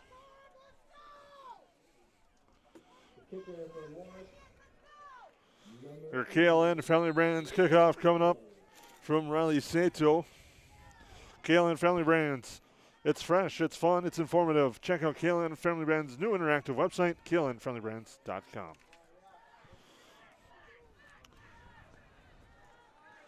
Onitson gets the kick at about the 14, cuts out field. Onitson's got some room, breaks free, and he is gone. Gage Onitson in a foot race. Touchdown Jackets as Onitson goes the distance.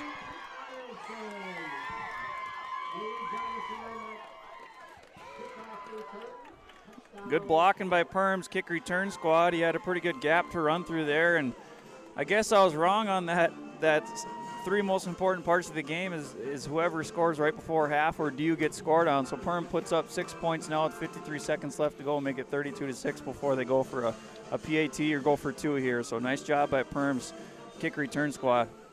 Gage Onitson unofficially goes 86 yards on the kick to cut the lead to 32-6 with the extra point pending. The Yellowjackets going to go for 2. Schmidt. Handoff, Hackle, stood up, now trying to push. Now we're going to have a brotherly push. He's going to get in. Hudson Hackle gets a 2-point conversion.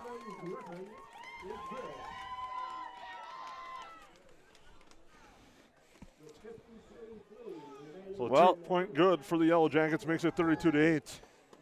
32-8 with, what do we got left for time? 53 seconds still, so I think a little bit of momentum going for Perham.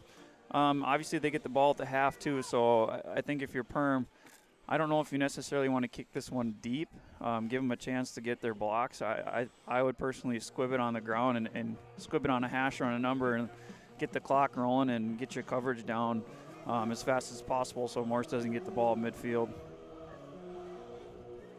KLN Friendly Brands kickoff coming up. Make sure to visit klnfriendlybrands.com for more information on KLN Friendly Brands. Thank them and others for their great supports of activities here on the Magnitude Sports Network.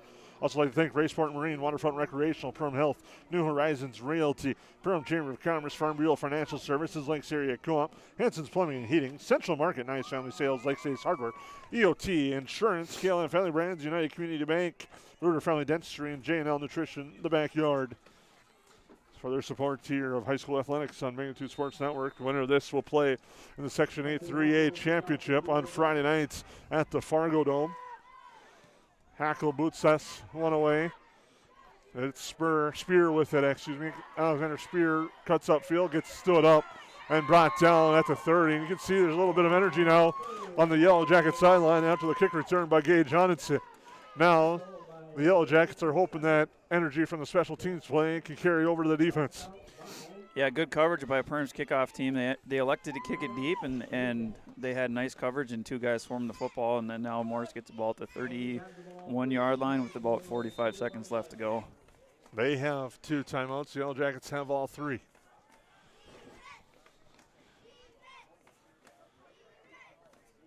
Handoff. Anderson cuts upfield. Big run there, drives some defenders all the way down to the 48, and another first down that stops the clock. Now quickly to the line of the Tigers with 40 seconds to go. They're looking to add to this lead. Hubner fakes the pitch, keeps it, gets wrapped up, and gets driven down, wrapped up right away. Dylan Ralston was the first one there. And now it's second down and long. Perham's got some energy going into the half here. 2, 3, 4 guys on the quarterback there. I think that just changed Morris's plans for the end of this half. They're going to let it run out. Yep, I would do the same thing.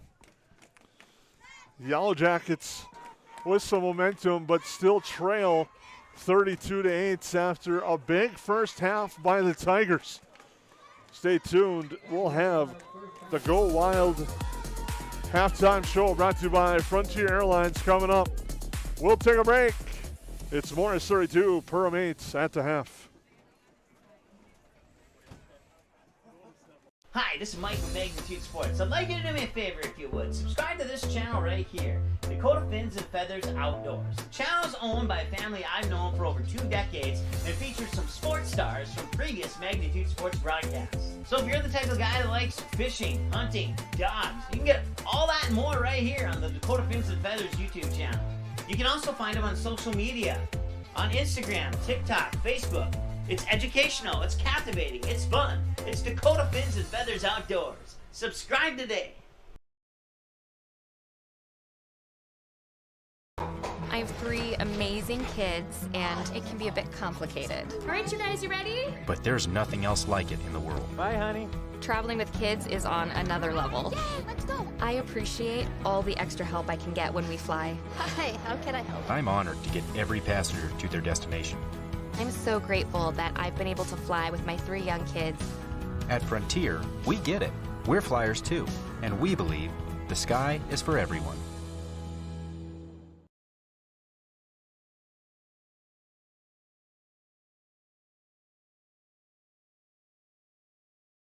New Horizons Realty is a full-service real estate company who has been helping buyers and sellers in Lakes Country for over 25 years. They understand the local market conditions because they are from here, live here, and have lifelong careers in real estate. Get a free estimate with an experienced, local, laid-back, and friendly agent that's a part of a team you can trust and will go to work for you. Visit permrealestate.com or call 218-346-7767 to speak with Chad and his dedicated team at New Horizons Realty in Perm. Odds are there's an ace right in your neighborhood. With expert advice and the right tools to make your quick fixes even quicker. Around the block, what you need in stock, with people who know their stuff. Welcome to the Home Convenience Store. Hi, this is Mallory Stotterell and Erica Saylor from Lakes Ace Hardware. You can expect expert help for your next project at Lakes Ace Hardware, right here in downtown Perham. Ace is the place with the helpful hardware, folks.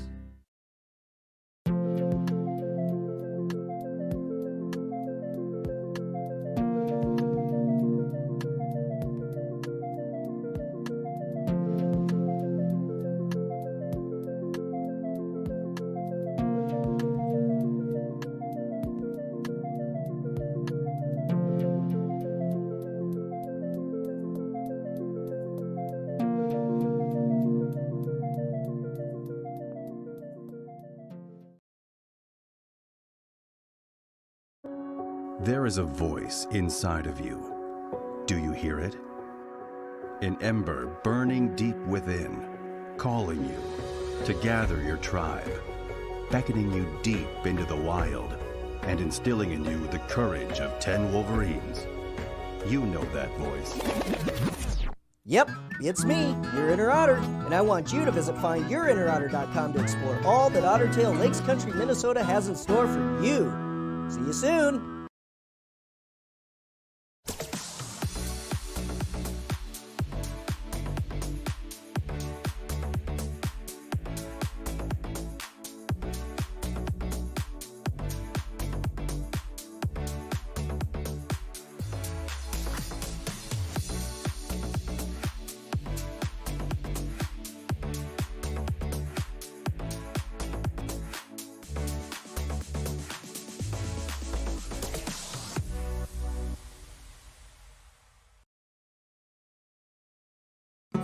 Hi, my name's Wally Anderson. I've been at Tuffy's for 3 years at the warehouse. I just recently bought a Panoptics. It's like an underwater camera. Saved my profit sharing checks for it, and I purchased it, and I can't really wait to use it this winter go ice fishing.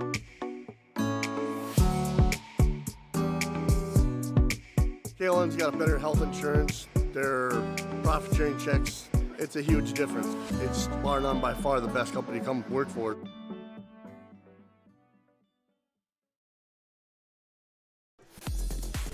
Welcome back to the Go Wild halftime show brought to you by Frontier Airlines, where first half it was all Morris, and they lead this one 32-8. And Grant, you look at the Tigers, they've done a little bit of everything, and they have only one pass completion. It just happens to be a touchdown. Yeah, the first drive of the game, they went, how many yards was it, 70 yards or so to score, and then next possession on defense, they intercept Perm's quarterback, Blaze Schmidt, and they go and get another 6-7 points on the board. So automatically you're down 2 scores with still like 7 minutes to go in the first quarter. So playoffs, you have to ride your emotions on a sleeve, and Morris obviously was flying high after those first couple of scores, and Perm struggled to move the football at first, and they had a couple of mistakes. They fumbled it, and then they had to punt it too, and Morris was content with continuing to run the football, and quite frankly, and honestly, I would do the same thing if I were Morris. And they've had a couple of huge plays. Otherwise, they've had just 4, 5, 6, 7 yards at a time. That's all they've needed to do so far in this first half. The Rebels in the other game, they lead East Grand Forks 14-7 at half. These two teams will play on Friday, November 3rd at the Fargo Dome. But right now, DGF leads East Grand Forks by a score of 14-7. Now you turn things over as we look at the second half. If you're the Yellowjackets, this first possession has got to be at 6, and it's got to be quick. I think, at halftime, if you're Perm, I think you focus on the positives going into the second half. I don't think you dwell on the negatives of what went wrong in the first half. I think you just get over it as a coaching staff, and you don't even hardly bring up them. No, that doesn't mean don't teach the mistakes. You don't have to go over the turnovers and the big plays on defense that we missed opportunities on, but I think if you're Perm, you get the ball and you still run the football, have a good balance for a little bit, but what you don't want to do is start chucking it around and then have another interception, and then Morris goes and scores, and then you start chucking it around again and another interception. So I think you go a little at a time, and honestly, a goal for Perham, if you can get within 2 scores in the fourth quarter, you give yourself a chance. And to get back into this game, I think Perham, you've stood up a couple of their running backs and their quarterbacks, and you haven't had any guys go in there and try to strip the football. I think that's going to be key in the second half because they're going to keep chewing the clock. So what you preach defensively, if you're a defensive coach for Perham, is when we get 1 or 2 guys on the ball carrier, the 3rd and 4th, 5th guy, you have to go in and try to get that ball out. At the half, Morris leads this one by a score of 32-8. We'll take a quick time and come back here on the Magnitude Sports Network. Reuter Family Dentistry, with locations in Perham and Wadena, is now hiring. The purpose-driven team at Reuter Family Dentistry strives for the core values of excellence, commitment, and a positive culture. My favorite thing about being part of Reuter Family Dentistry is just our values and our commitment to each other and to the patients. I know I can leave here every day feeling good about what I've done.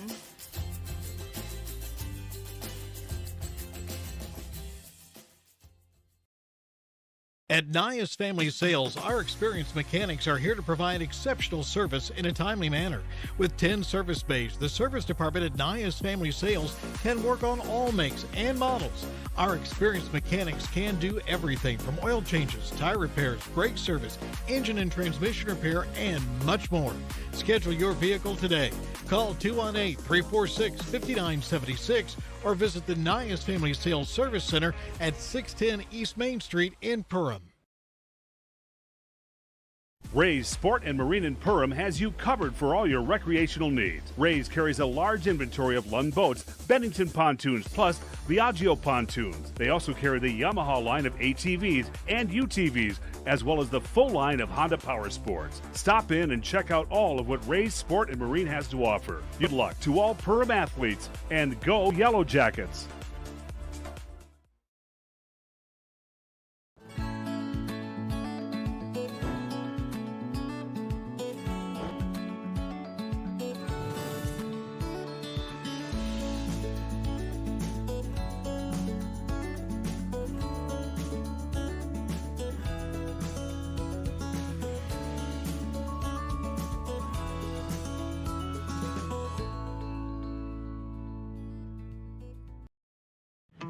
Say hello to Taylor Doll at the Backyard. Taylor keeps the store filled with your pet's favorite pet food, pet treats, and pet toys. Hard to find items like retractable dog leashes and pet supplements.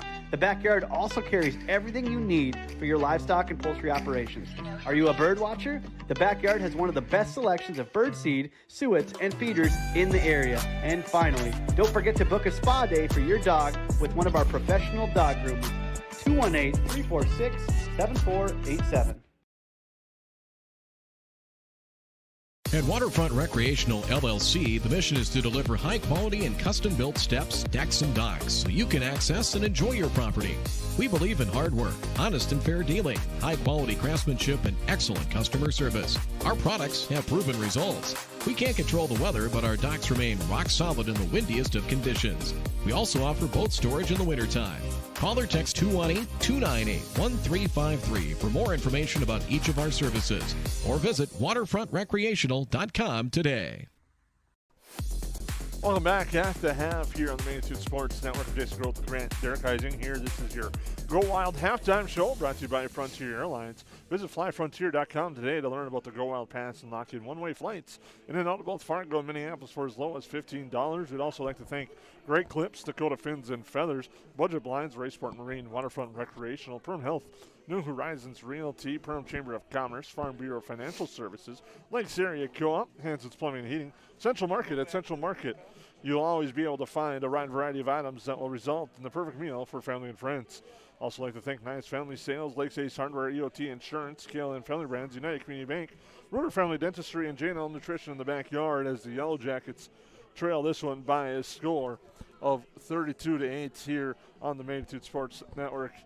And Grant, as we look at the second half, some big adjustments coming up.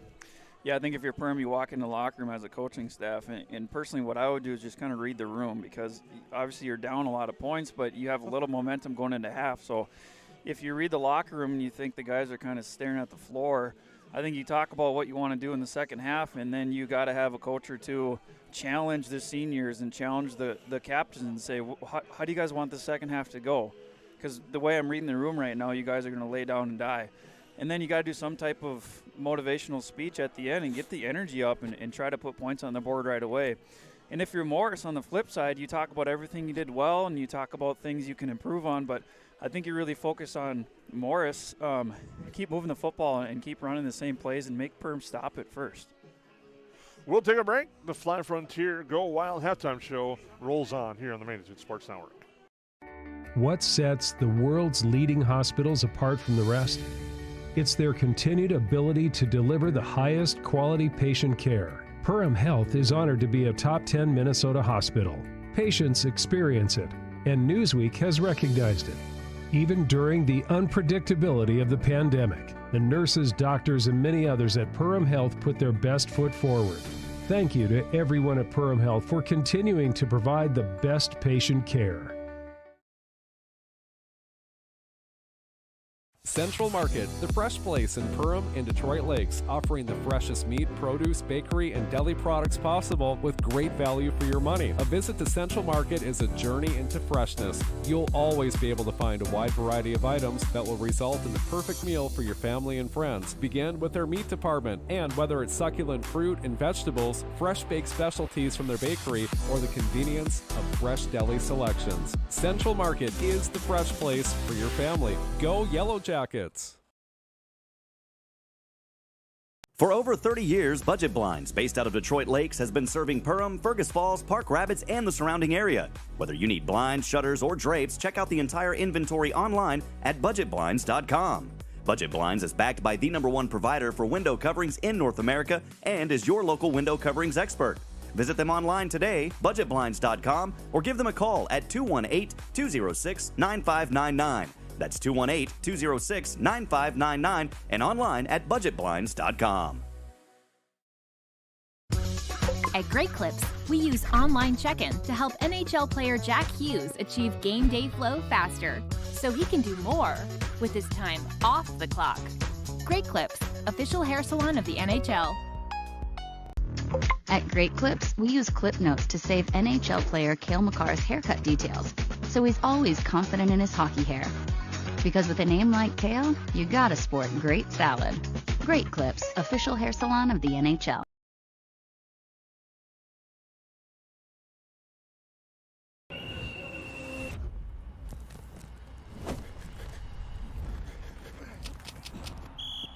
When one of us comes up short, we all come up short. There's no vape in team. Think there are only school supplies in your child's backpack? Think again. 5 e-cigarettes were hiding in plain sight. Parents, do your homework. Learn more about vaping at health.mn.gov/e-cigarettes. It's something new every day, some different stuff to do. It's not the same monotonous thing over and over again. Everybody works together, everybody knows everybody, you know, we all get along just well. It's just a great company to work with. It's like a big family here. It's just everybody gets along with everybody and everybody clicks. Everybody just helps everybody out. And it's a pretty awesome job to have.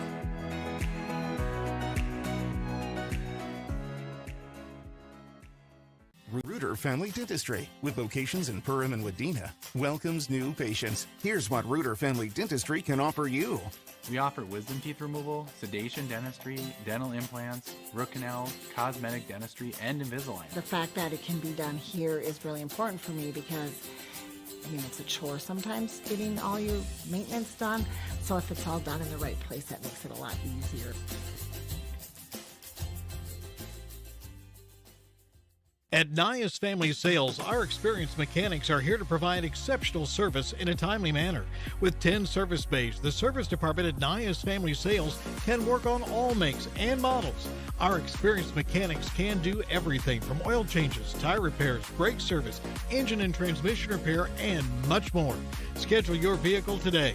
Call 218-346-5976 or visit the Nias Family Sales Service Center at 610 East Main Street in Perham. Ray's Sport and Marine in Perham has you covered for all your recreational needs. Ray's carries a large inventory of Lund boats, Bennington pontoons, plus Viaggio pontoons. They also carry the Yamaha line of ATVs and UTVs, as well as the full line of Honda Power Sports. Stop in and check out all of what Ray's Sport and Marine has to offer. Good luck to all Perham athletes, and go Yellowjackets!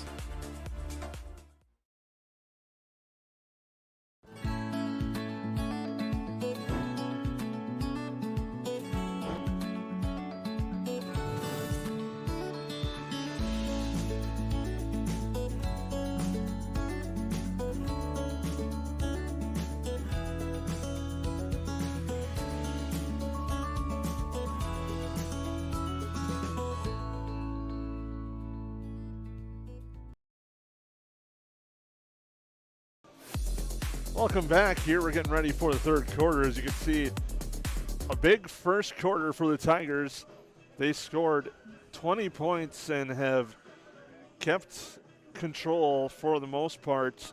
But at the end of the half, the Yellowjackets did get a big kick return for a touchdown to make it 32-8. And now we'll start the second half. Yellowjackets hoping to pull off a miracle here at the 10-mile over field with the comeback. They're trailing 32-8.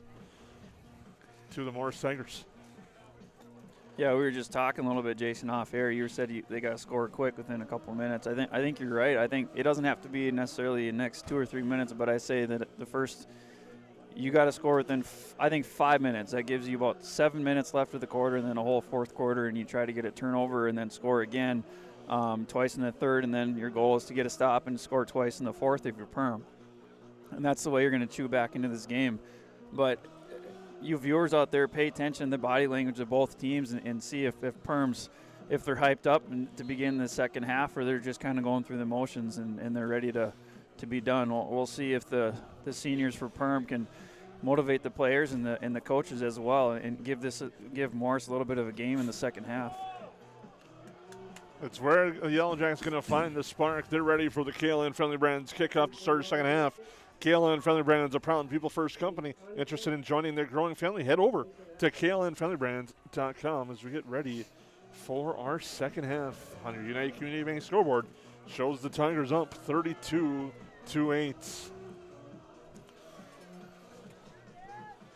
And math plays a role too, 32-8 with 2-point conversions. If you're successful on most of them, it's a way to close it up as well. 32-8 the score. Saito to kick. Short squib kick this time through a couple of legs. Yellowjackets eventually fall on it. Tate Zacharias on the near side. The ball, we could still see it, but he was able to fall on it, and the City Yellowjackets will have the football starting at their own 30.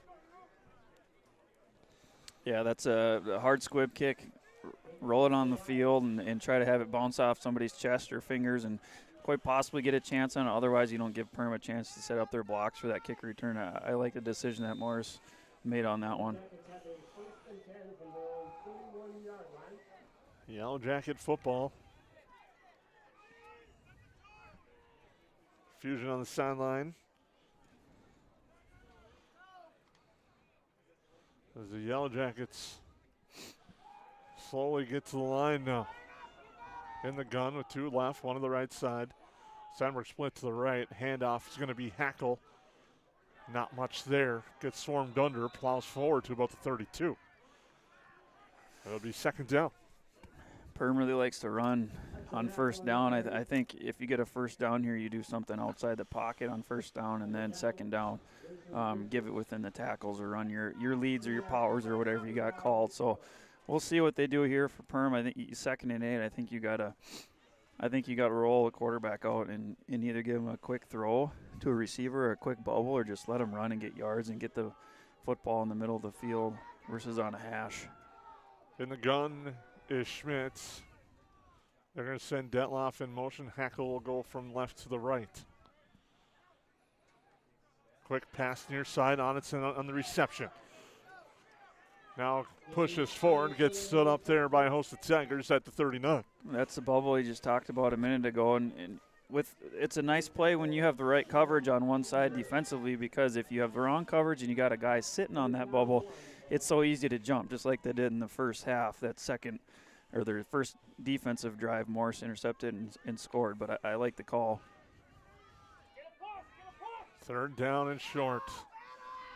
Griffin gets the carry, bounces it outside, gets tripped up, now keeps his footing. Across the 55, gets tackled from behind a flag, a couple of them on a nice run by Gavin Griffin, and there's a spark from a freshman. Yeah, exactly what you want if you're Perham. You get stuffed on the first We play. got a face mask and a horse collar. Sorry to interrupt you there, Grant. Nope.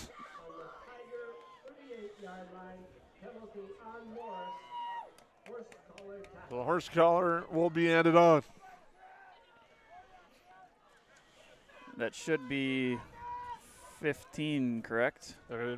Pulling him to the ground, it should be a 15-yarder. It is. It'll move it all the way down to the 24 on a big run there by Gavin Griffin with 10:31 to go in the second quarter. And Griffin's providing a little bit of spark in the backfield for the Yellowjackets. Schmidt under center. Handoff Sandberg straight ahead. Now bounces left side. Drives forward. And a nice run of about 6 by Brandon Sandberg inside the Reuter Family Dentistry red zone to the 16. We'll call it the 17-yard line. You know, at the beginning of the year, Perham had a 2-headed monster in Braylon Rock and Hudson Hackle, and then Braylon went down with a knee injury, and then they shifted a couple guys around, and one of the guys was Brandon Sandberg, 87, filling in at fullback, and he's done a nice job blocking and occasional carry here and there for some yards. 2nd and short, and handoff Hackle off the left edge. Nice tackle there, though, by John Klendel, and he's been kind of a force inside for Morris. He sniffed that one out, and it's going to be 3rd down. I like what Perham's doing. I like the energy. I like the momentum they've got going for them right now. It's 3rd and 3, QB sneak, or possibly do a hard count, see if you can get a first down, a cheap first down, if you're disciplined enough offensively, if your lineman can stay on point. Sandberg gets the handoff. He's driving forward. What the big man needs, as you said a couple of weeks ago, he gets the first down at the 10-yard line. Get the big fella to a buffet line and let him eat. What a run by Brandon Sandberg, 87. Need a couple yards. I mean, obviously that's a good choice too. I don't mind a QB sneak when you need a yard or two, but it's a good safe play to give it to one of your fullbacks. 1st and goal at the 10 for the Jackets with 9:15 and counting in our 3rd quarter. The ball's out on the exchange, and Morris eventually recovers it. And the Tigers with the big stop there, and it's the 3rd turnover of the game for the Yellowjackets, and another costly one.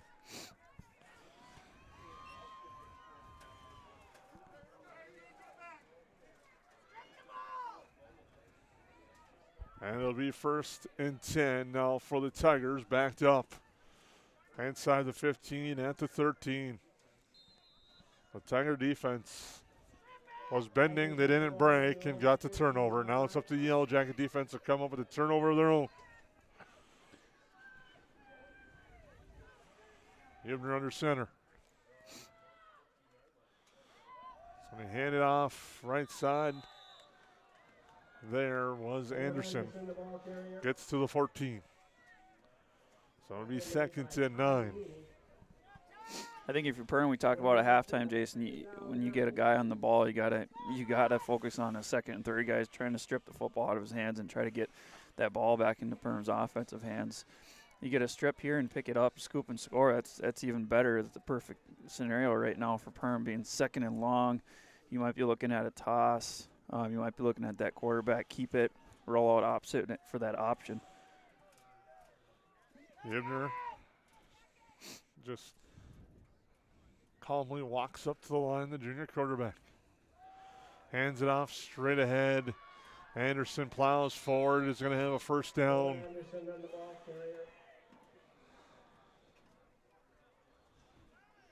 And Anderson has been outstanding in the backfield tonight for Morris. Is doing a great job.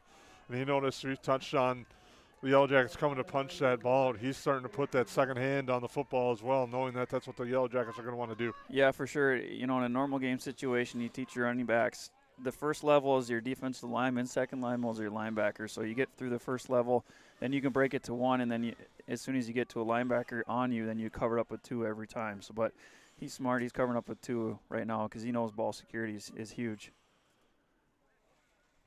Handoff again, slipped up there, did Anderson.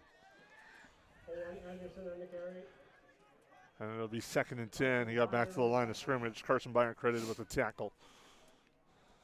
Nothing there, though, for Anderson. 2nd and 10, under 7.5 to go, third quarter. It's all Morris leading 32-8. And unique ways we've seen touchdowns today on the ground, through the air, special teams, and defense. The Yellowjackets with the special teams touchdown, Morris with the defensive touchdown.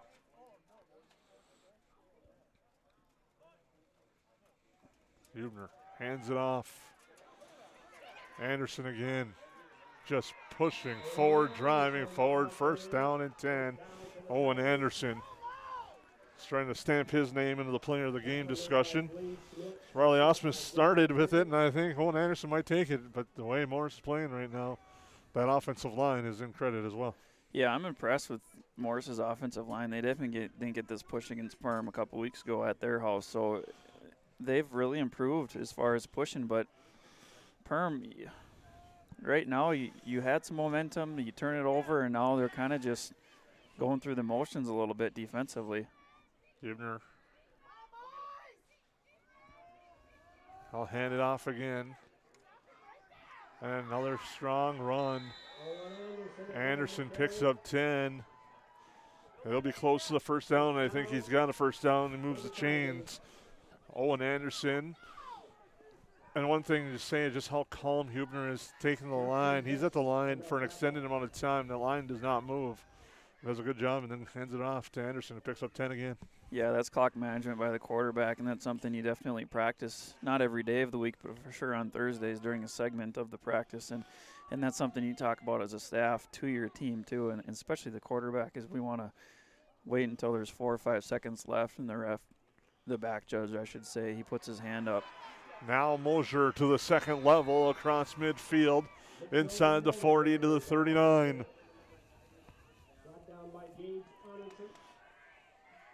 Down for the Tigers. Yellowjackets 39-yard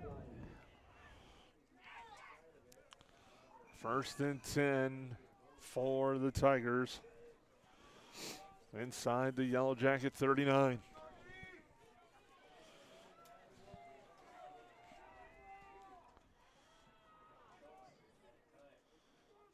Hubner is going to pull it out and pitch it right side to Waldbeezer. But a nice tackle on the far side. Gage Johnson came up, made the tackle on Waldbeezer. Yeah, just an I formation. You fake it to the fullback. That's an option play. Fake it, and then a pitch and let your halfback or your tail run and see what they can get. But good defensive discipline by Gage Johnson on the edge for Perham. 2nd down and 7 after Waldbeezer does get 3 on the play. Osmus is right, one receiver to the left. That is Marty. Hubner under center. Handoff. Anderson continues to drive forward and fall forward, and that's what I like about his game. He's always falling forward. Got to credit head coach Kevin Pope. Like you said, we talked about this Morris team, more of a spread option look, and now they've switched, gone ground and pound, and they realize that's what's been working for them. And since that change, they've now rattled off 3 wins. Or 2 wins for sure. Yeah, when they've had that spread type of formation, they went 3-1, and then they went 2-2 when they went more of a running style. And that's kind of based on your opponent too. They had a couple of easier games towards the beginning of the year, but they had success throwing the football, and they had okay success running it too. But clearly, that practice the last couple of weeks has paid off for them today, and it's going to get them most likely to a trip to the section championship game unless Perham defense can get the ball here and score. Otherwise, you're going to be looking at a 32-8 going into 4th quarter with only a couple minutes left in the 3rd. And it's a big 4th down coming up here. 4th and 1 for the Tigers. They get to play from the sideline, and they come to the line. The Yellowjackets must stop here. Perham defensive line, watch the football. Don't jump on a hard count. There's a hard count. Nothing. Reset. Hubner, handoff. No, he keeps it. Pitches out Anderson. Anderson outside. drives forward, has the first down to about the 22. And the Tigers move the chains once again. This time Rooney on the stop.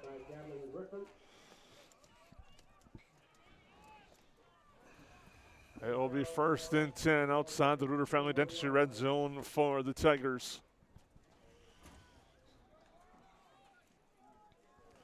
They look to avenge that loss from 3 weeks ago.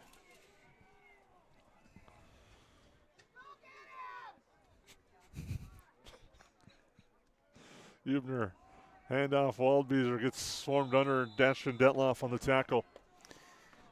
You know, broadcasting up here, Jason, we can hear some fans down underneath us, and I think there's some Perm fans, and there's one of them are a little angry, and they're yelling, "Go get them!" And I'm pretty sure that's the goal of the defense, is to go and tackle the ball carrier. So you got to love what you hear from the stand sometimes. You know, home team, opposing team, whatever it is.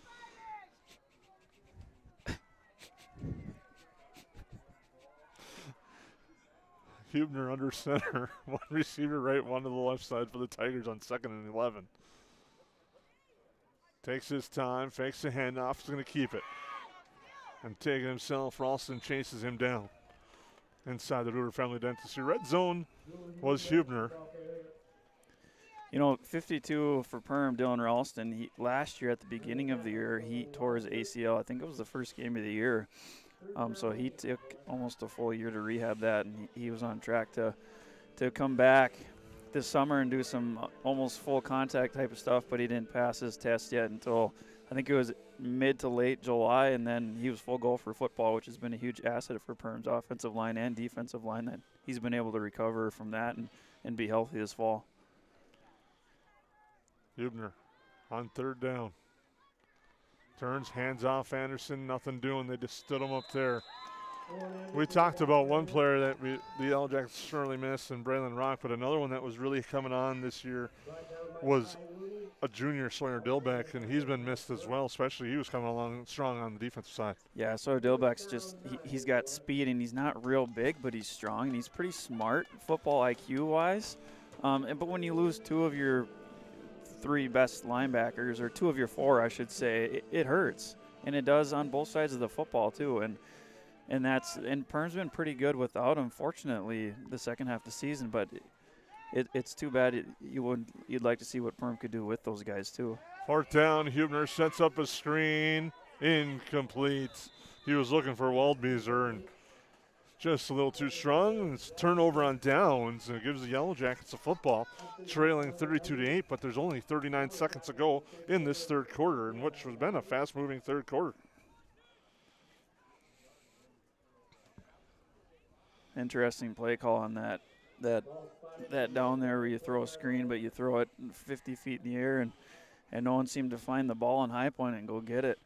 I don't know, you just keep running it, your chances of getting a first down are pretty good anyways. Perm wasn't sent in the house by any means.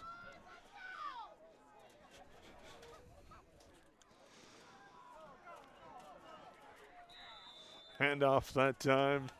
Hudson Hackle across the 25 to the 29. You know, we talk about playoffs too, and it doesn't matter if it's high school or college, but specifically high school. Not a lot of athletes play at the next level. It's an emotional game, and you have to play with emotion, but harness it like we've mentioned multiple times. And that's kind of the same way with parents and guardians too, that you watch your kids or step kids or whatever the situation is, and when you kind of see it coming to an end, it can be hard. Send a man in motion to the Jackets. Schmidt looking near side, fires pass complete to Happel. Gets driven out of bounds. But they're going to lose a couple of yards. Will the Yellowjackets on that one? It's going to be 3rd down. But that will do it for the 3rd quarter. We head to the 4th. Morris Area in control, leading 32-8. We'll take a break on the Magnitude Sports Network.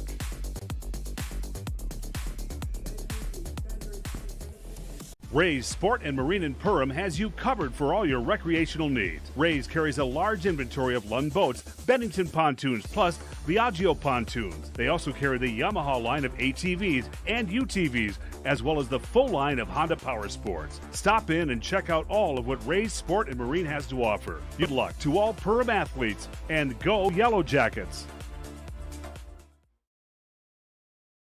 J&L Nutritional Consulting is the area leader in beef, dairy, and seed.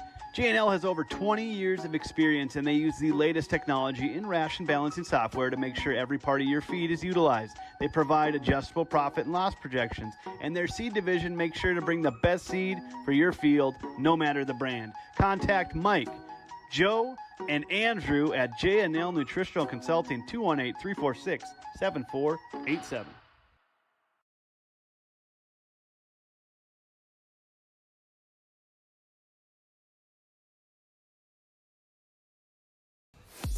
Welcome back. Fourth quarter action. Morris leads 32-8. Yellowjackets with the football. 12 minutes ago, third down. Yellowjackets come to the line. Send Happel in motion. Gets the handoff, now the reverse. That's Kennedy, and it's going nowhere. Face mask. 2 penalty flags. One's going to be on the Yellowjackets, one on Morris.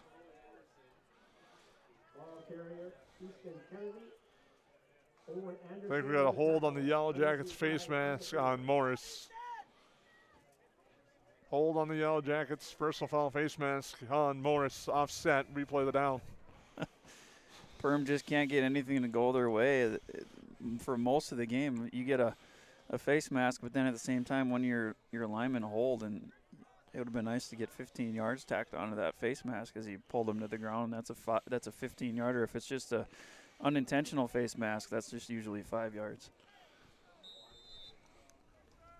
Well, after that, the Flames are picked up. Offsetting penalties, third down still. Third down 5 for the Yellowjackets.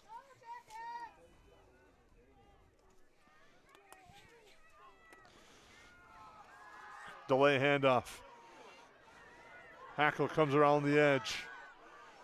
Cuts up 4, gets to the 30. It should be enough for a first down pending that spot. But the initial spots, it is a first down. Trying to laugh as the white hat had to duck a helmet, football, as he's getting ready to signal the first down. He must have been pretty good at dodgeball, Jason, back in the day. Cat-like reflexes, kind of like you. And it'll be 1st and 10.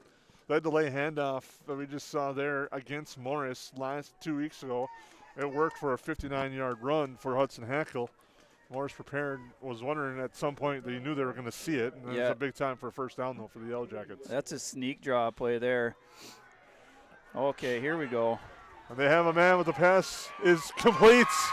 Gage Johnson on the big reception to the 40 and a first down for the Yellowjackets. Remember what we talked about in pregame, Jason? I think one of the 3 keys was move the chains but sprinkle in a big play or two, and that was that big play.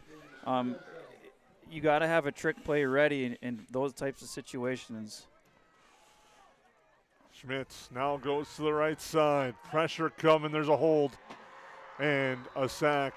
Getting to the quarterback, Zach Dietz.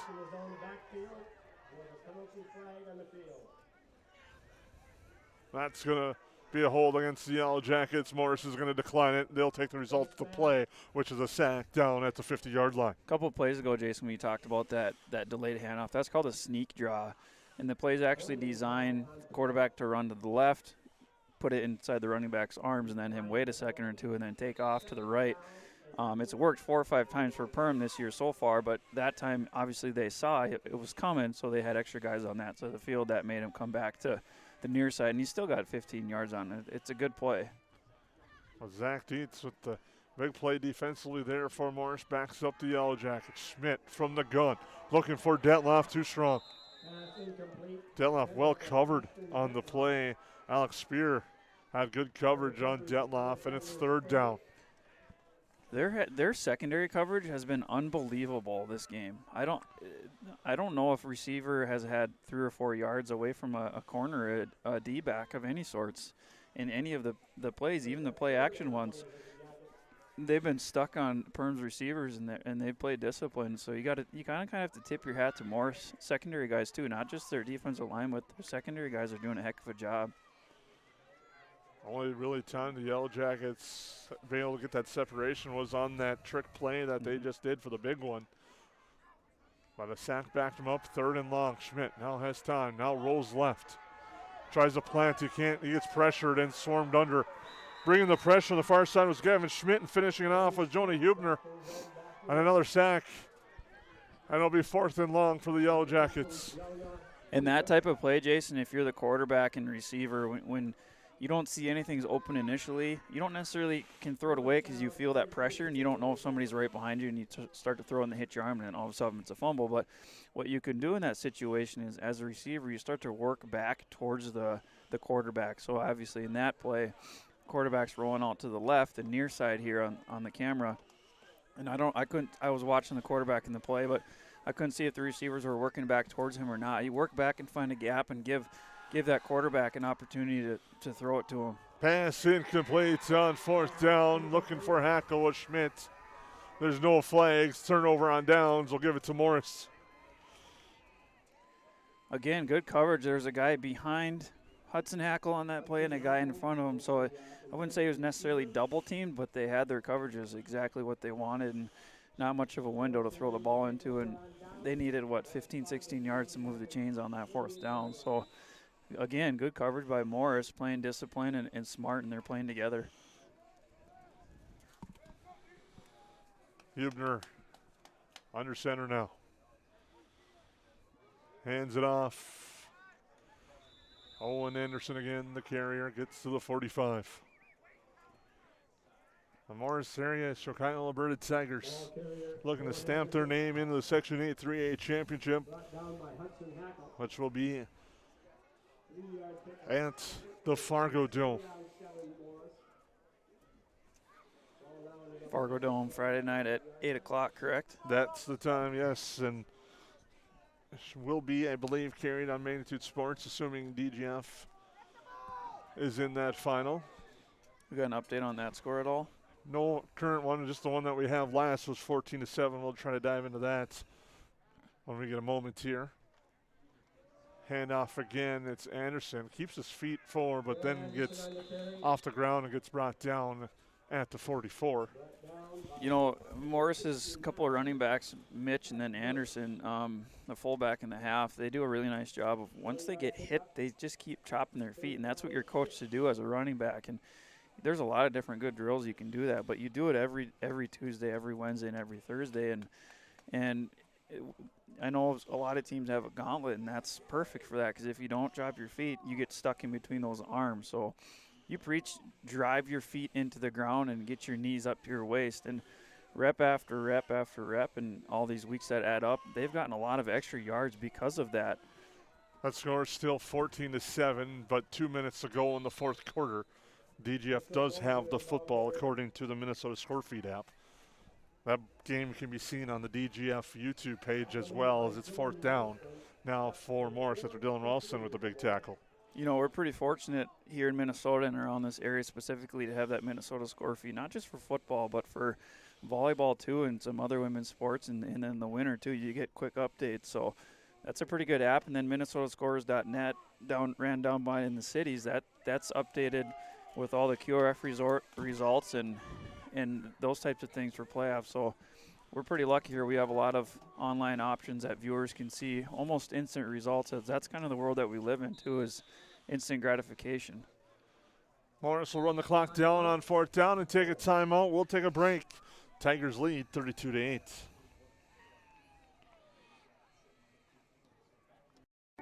What sets the world's leading hospitals apart from the rest? It's their continued ability to deliver the highest quality patient care. Perham Health is honored to be a top 10 Minnesota hospital. Patients experience it, and Newsweek has recognized it. Even during the unpredictability of the pandemic, the nurses, doctors, and many others at Perham Health put their best foot forward. Thank you to everyone at Perham Health for continuing to provide the best patient care.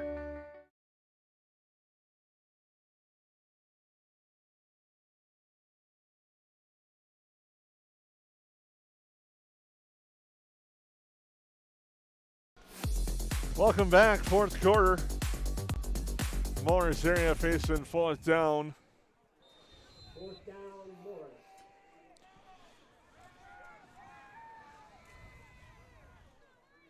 They're going to kick it off. Quick punt. Fair catch, and a clear fair catch called that time by Blaze Schmidt. Try not to say anything on that one, Jason, but you're at the 5-yard line when you catch that, and there's not a guy within sight. Safe move, of course. It's safe, but you catch that and go get some yards. I mean, you're already backed up to the 5-yard line. You looked right at me when that happened, too. You knew I was going to say something about it. That's being a lot of special teams in the past, that's one thing that really gets your blood pressure boiling.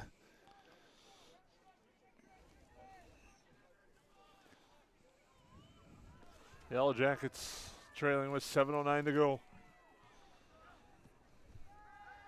Schmidt has time, fires near side, incomplete into the hands of Happel. Nice coverage again that time by Riley Osmus. All right, so Jason, what I'm noticing so far is a lot of Perham's throws are going to the direction on the left. Not all of them, but a lot of them. And who's over on the left side defensively? That's been Osmus. Osmus, and he's made a lot of big plays. So I think, if you're Perham, the ball's in the middle of the field, right-handed quarterback, get him to roll out to the right. And now he's switching to, looks like he's covering Mason Happel. Pass complete to Hackle. Breaks a tackle, but gets tripped up. That's Osmus again on the tackle. Yeah, and he's a guy that makes the play, so obviously he's a playmaker. Flipping him to strength or where he's mirroring somebody. I would guess if I were Morris, I'd put him on Gage Onitson. Obviously, that's the number one threat. But on that play, he was covering Mason Happel. It'll be 3rd and 5 with 6.5 to go. Schmidt looks left, has time, fires too strong. Trying to actually throw Happel open there a little bit. Happel, I think, slowed down, knew there was traffic coming. Yeah. That's like a receiver's worst nightmares when you run in the middle and the ball is thrown. There's either a backer or a safety coming to just light you up if you jump up in the air. So kind of a self-defense mechanism, too, where you slow down and put your hands up. But the ball is right there. If he kept going on his path, that could have been a completion for a game of 20 yards. 4th down. Yellowjackets have to go for it.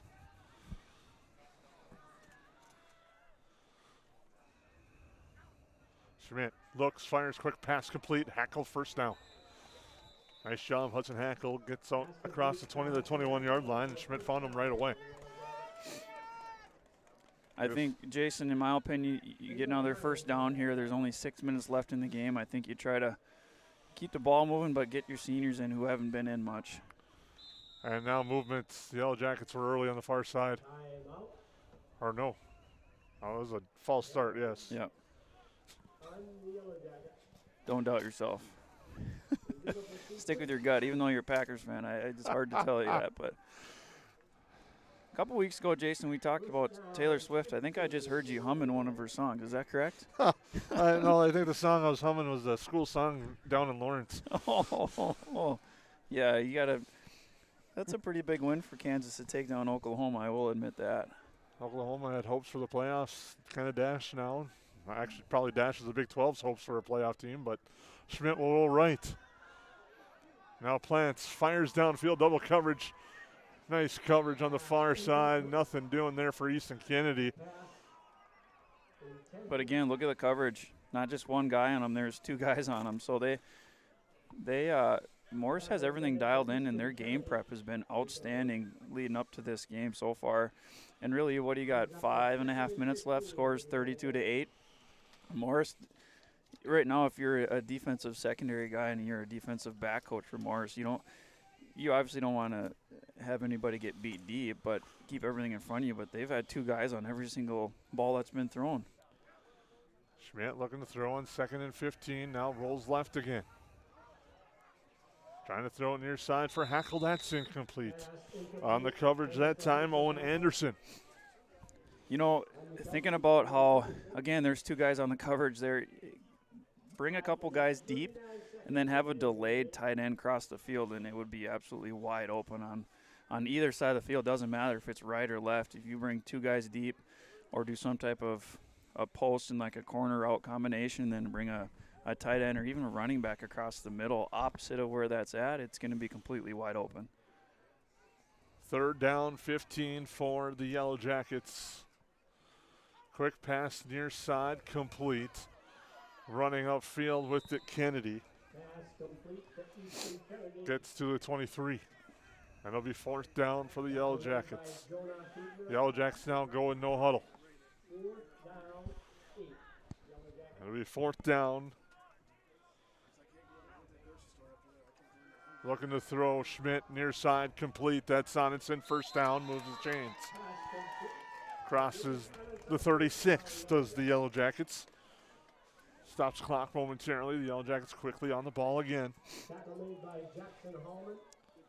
So far, no scoring in our second half. 5:10 to go in the 4th quarter. It's been all Morris. Schmidt looks left, fires left, complete. Onitson, hook and ladder. The pitch is complete to Kennedy. Drives forward, gets out of bounds at the 49. And that's where he's taken down on the tackle there by Riley Osmus. Yeah, it's the same play they ran at Morris under those conditions, but they ended up fumbling. Morris took it over, but this time Perham executes. Not for a huge game, but again, that's a sprinkle in a trick play or two, and it's gotten them 40 or 50 yards as a result. Now they have the ball midfield, and your goal here is to try to score with about 4.5 minutes left to go in the 4th quarter. Schmidt takes a look. Morris now a 3-down lineman playing coverage. Only Yellow Jackets have to pass, and that's too strong. Looking for Detloff. Detloff came inside. I think Schmidt was expecting or hoping that Detloff would have broke that back outside. And it's incomplete. Stops the clock with 4:52 to go. 2nd down, 10.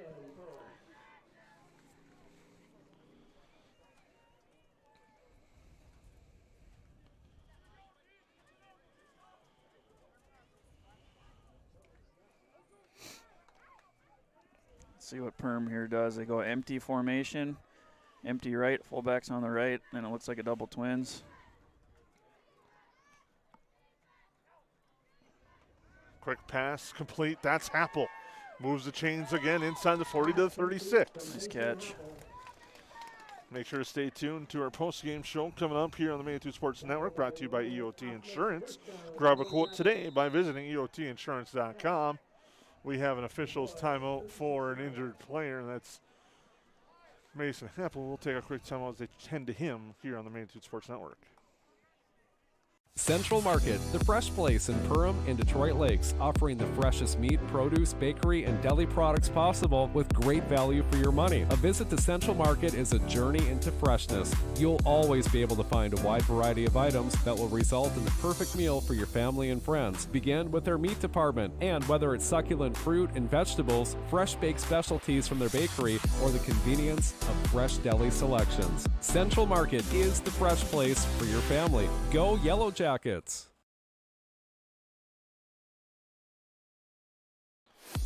Welcome back here. DGF update. We have DGF leads 21-7 late 4th quarter. Quick pass far side. That's Onenson on the shorts. Wide receiver pitch and catch. He'll get about 5 on the play. Brings up 2nd down. The Yellow Jackets, like you said, you talk about now, it's just try to positively end the season at home. I know it's not the way you wanted it to go, but end on a positive note with a late score would be nice for one of those seniors that you talked about. Yeah, I mean, obviously 38 or 32 to 8, excuse me.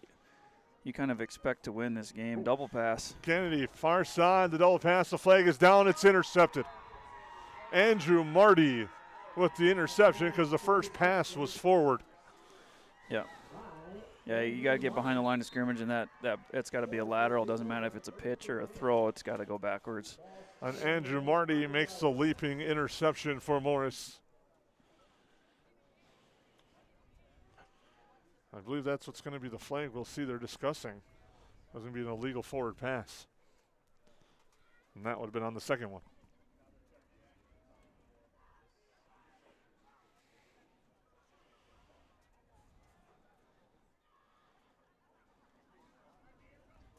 And Morris will decline the penalty. And he'll give them the football and turnover on downs. And think it's safe to stamp their name into the Section 8 3A championship. They'll take on DGF at the Fargo Dome. Now, if you're Morris and Perham, doesn't matter. You know Morris is going to win this game, Perham's going to lose, but you got to get your seniors in for both squads because nothing's guaranteed. Even for Morris at DGF, you can't guarantee every single kid's going to get in the game if it's a close game. So right now is your opportunity to get those boys in there. Turn around, handoff. Anderson straight ahead. A little bit of a preview. Last time Morris and DGF played, DGF was week 4, and DGF rolled 42-7. We'll see how that one plays out on Friday night at the Fargo Dome.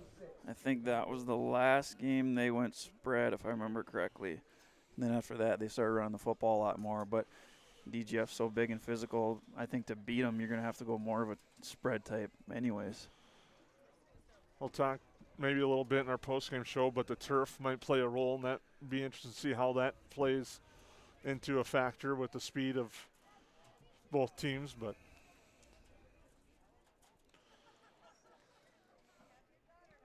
handoff straight ahead, moving the chains, moving the line is Owen Anderson. And that'll be enough for another Morris area first down. It'll be interesting to see these stats at the end of the game from Perham Hall of Famer Ron Burns. We get the official stats from him post-game. He does an outstanding job, and Owen Anderson has had a day for Morris. He's got 2 rushing touchdowns and has played a big role also defensively as well for the Tigers. We'll have our player of the game coming up, brought to you by J&L Nutrition and the Backyard, and our postgame show brought to you by EOT Insurance. Handoff Mosier straight ahead. He just drives forward, gets wrapped up, and falls down. 2.5 to go in the fourth quarter.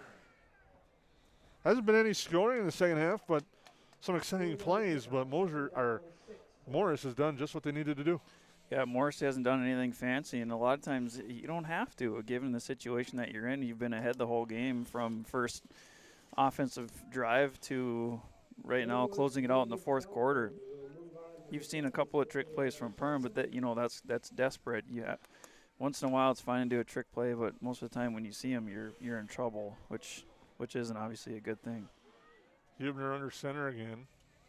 He's going to hand it off Mosier straight ahead, and that's all Morris is going to do. They just want to work the clock, get on the warm bus, and head back home to Morris, and have a few more practices and get ready for DGF.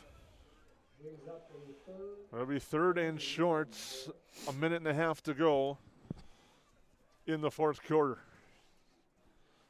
And the unfortunate reality is starting to set. This is going to be the end of the road for the Yellowjackets and some seniors that have given a lot of time and great effort to this Yellowjacket program.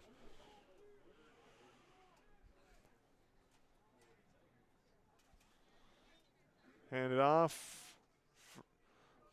Line moves. First down. Game over. They will still have to run a couple of plays, but that will officially do it for the Tigers today. They can get in that formation that you talk about every broadcast that you practiced before the final practice, or before the game. Last thing you do on a Thursday is victory formation. That's right. That's ideally how you want to win or end every game is on a win, and you do that by getting up by a certain amount of points and getting that victory formation. Quarterback just snaps it and takes a knee right away, and the game's over. There it is. A final at DGF. They won 21-7, so they're in the section championship, and they'll be joined by the Morris Tigers.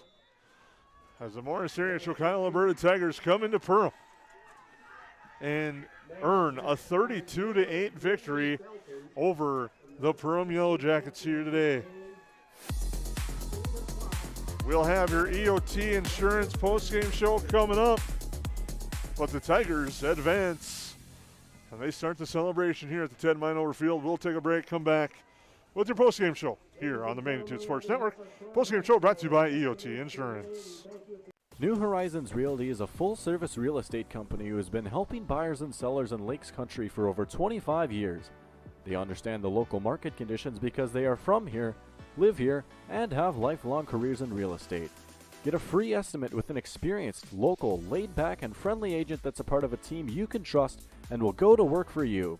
Visit permrealestate.com or call 218-346-7767 to speak with Chad and his dedicated team at New Horizons Realty in Perm.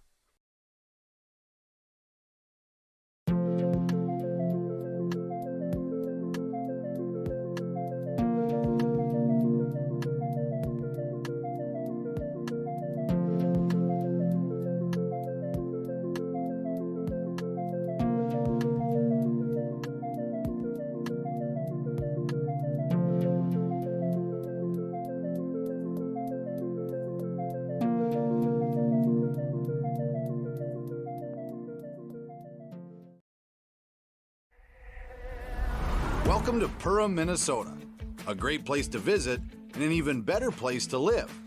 Here's a look at just a few of the things you can experience here.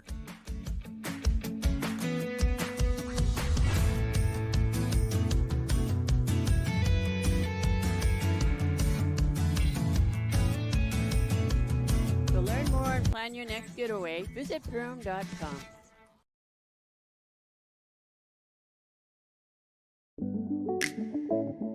One of our core values at United Community Bank is reinvesting in the communities we serve. I personally take great pride in this as I'm a fifth generation in our family here at United Community Bank. We've been here for over 100 years. We take a great sense of pride in sort of that reciprocal relationship we have with our community that, you know, we need our community members and they need us, and we love giving back and reinvesting. Make memories that they'll remember and pass down a tradition. Enjoy your freedom with a road less traveled and spend time with the ones you love. Whether it's here or there, make the most out of life and spend time with who you choose. And choose Quillo from United Community Bank. Whatever life has in store for you, finance it with Quillo. Learn more at ucbankmn.com. United Community Bank, Perham, Crazy, Dent. Subject to credit approval. Auto payment required. United Community Bank. Member FDIC. Equal housing lender. Ray's Sport and Marine in Perham has you covered for all your recreational needs. Ray's carries a large inventory of Lund boats, Bennington pontoons, plus Viaggio pontoons. They also carry the Yamaha line of ATVs and UTVs, as well as the full line of Honda Power Sports. Stop in and check out all of what Ray's Sport and Marine has to offer. Good luck to all Perham athletes, and go Yellowjackets! Reuter Family Dentistry, with locations in Perham and Wadena, welcomes new patients. Come meet the friendly and professional team and experience for yourself what it is patients love about Reuter Family Dentistry. It's just nice to be in a small hometown knowing that you have a local dentist that cares about you, knows you, and wants to do what's best for you and your family.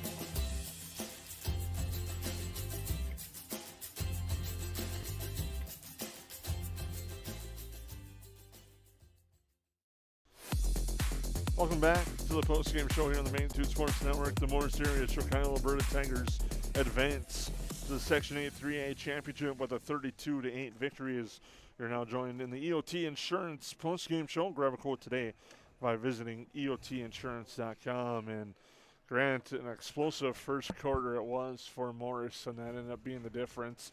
They had touchdowns offensively and defensively in that first half and just really set the tone on that opening drive. Yeah, the first 4 minutes, Morris just decided you're not going to get a win on your home field, Perm, and they took it to them. They just kept running the football, and Perm couldn't stop it, and Morris scored, and they never looked back, and they had a couple of a defensive interception for a score, and then the momentum just kept in their favor, and then Perm would get a little momentum, and then they'd get a holding penalty, or they get a more momentum, and they'd throw an interception, or turnovers ended up being a critical part of the game for Perham.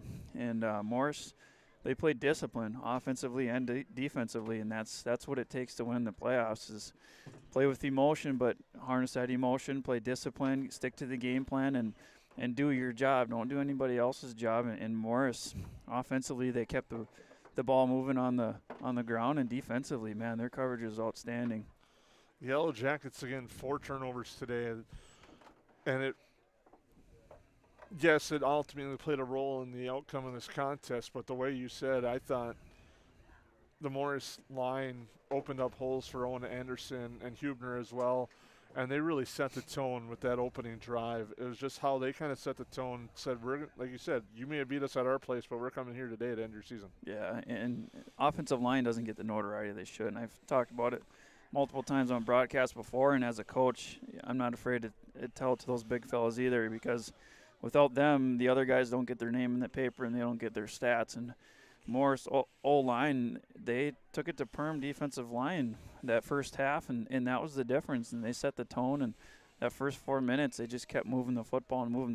And, you know, opposite of kind of what happened at Morris a few weeks ago is Perham's defense looked really, really good. And today they didn't necessarily show up right away, and then Morris scores, and you're already looking at a deficit on the scoreboard within the first 4 minutes. And then that pick six happens immediately after that, and you're down 2 scores. And in a high school player's mind, you're kind of like, oh, no, what are we doing? You know, it's hard to rebound from that, and that's kind of your job as a coach, to tell them to stay positive and look forward. Don't look at the past and have a short memory. And just like you tell baseball players in baseball or basketball or wrestling or whatever, the better your short memory is, the more successful you're going to be as a high school student athlete. So the Yellowjackets fallen by a score of 32-8. Now we'll name your J&L Nutrition Player of the Game, and I think it's got to be Owen Anderson. I mean, Riley Osmus might be honorable mention for some of the stuff he did too. He had the pick six and also had the big 41-yard catch for a score, but I mean, it doesn't matter. We can do both. Osmus and Anderson, in the way they kind of dictated the game, came up with some big plays. Osmus was all over the field also defensively. You said for the most part he was around Onitson and Happel on the defensive side, and then he came up with the big pick six to start things off, had the big reception in the second quarter as well. And that touchdown reception pretty much iced the game at 32-0 in the first half. Yeah, the Yellowjackets answered with a special team score by Gage Onitson, but Osmus really put the dagger. I think you give 3 all players of the game, and one of them isn't just one player. You give it to the receiver and the quarterback, or the running back, and you give it to Morris's offensive line too. I think they kind of set the tone like we discussed a few minutes ago too, and it's an ultimate team effort. When you win, you win together and you lose together, and you learn from it. Even when you lose, you can still learn, and unfortunately for Perham, this is the wrong time to lose, and obviously your season's cut short of your goals. But if you're Morris, you win in advance, you can still learn from things that you didn't do so well today, so you can give DGF a good game Friday night at the Fargo Dome. The Rebels, defending state runner-ups last year, lost on a heartbreaker, trying to find a way to get back to state, and Morris is hoping to play spoiler on Friday at the Fargo Dome. We thank you all for tuning in. Grant, thank you for your great work this year on Magnitude Sports. Appreciate all the support. I'd like to thank all our sponsors. For Grant Durkheisen, for Jason Groth, the Tigers are moving on. They're in a 32-8 victory over the Yellowjackets. We'll take a break and see ya basketball season when that's right around the corner here on the Magnitude Sports Network. The preceding broadcast was an exclusive presentation of the Magnitude Sports Network. Subscribe, click the bell, and visit magnitudesn.com for a schedule of our upcoming broadcasts.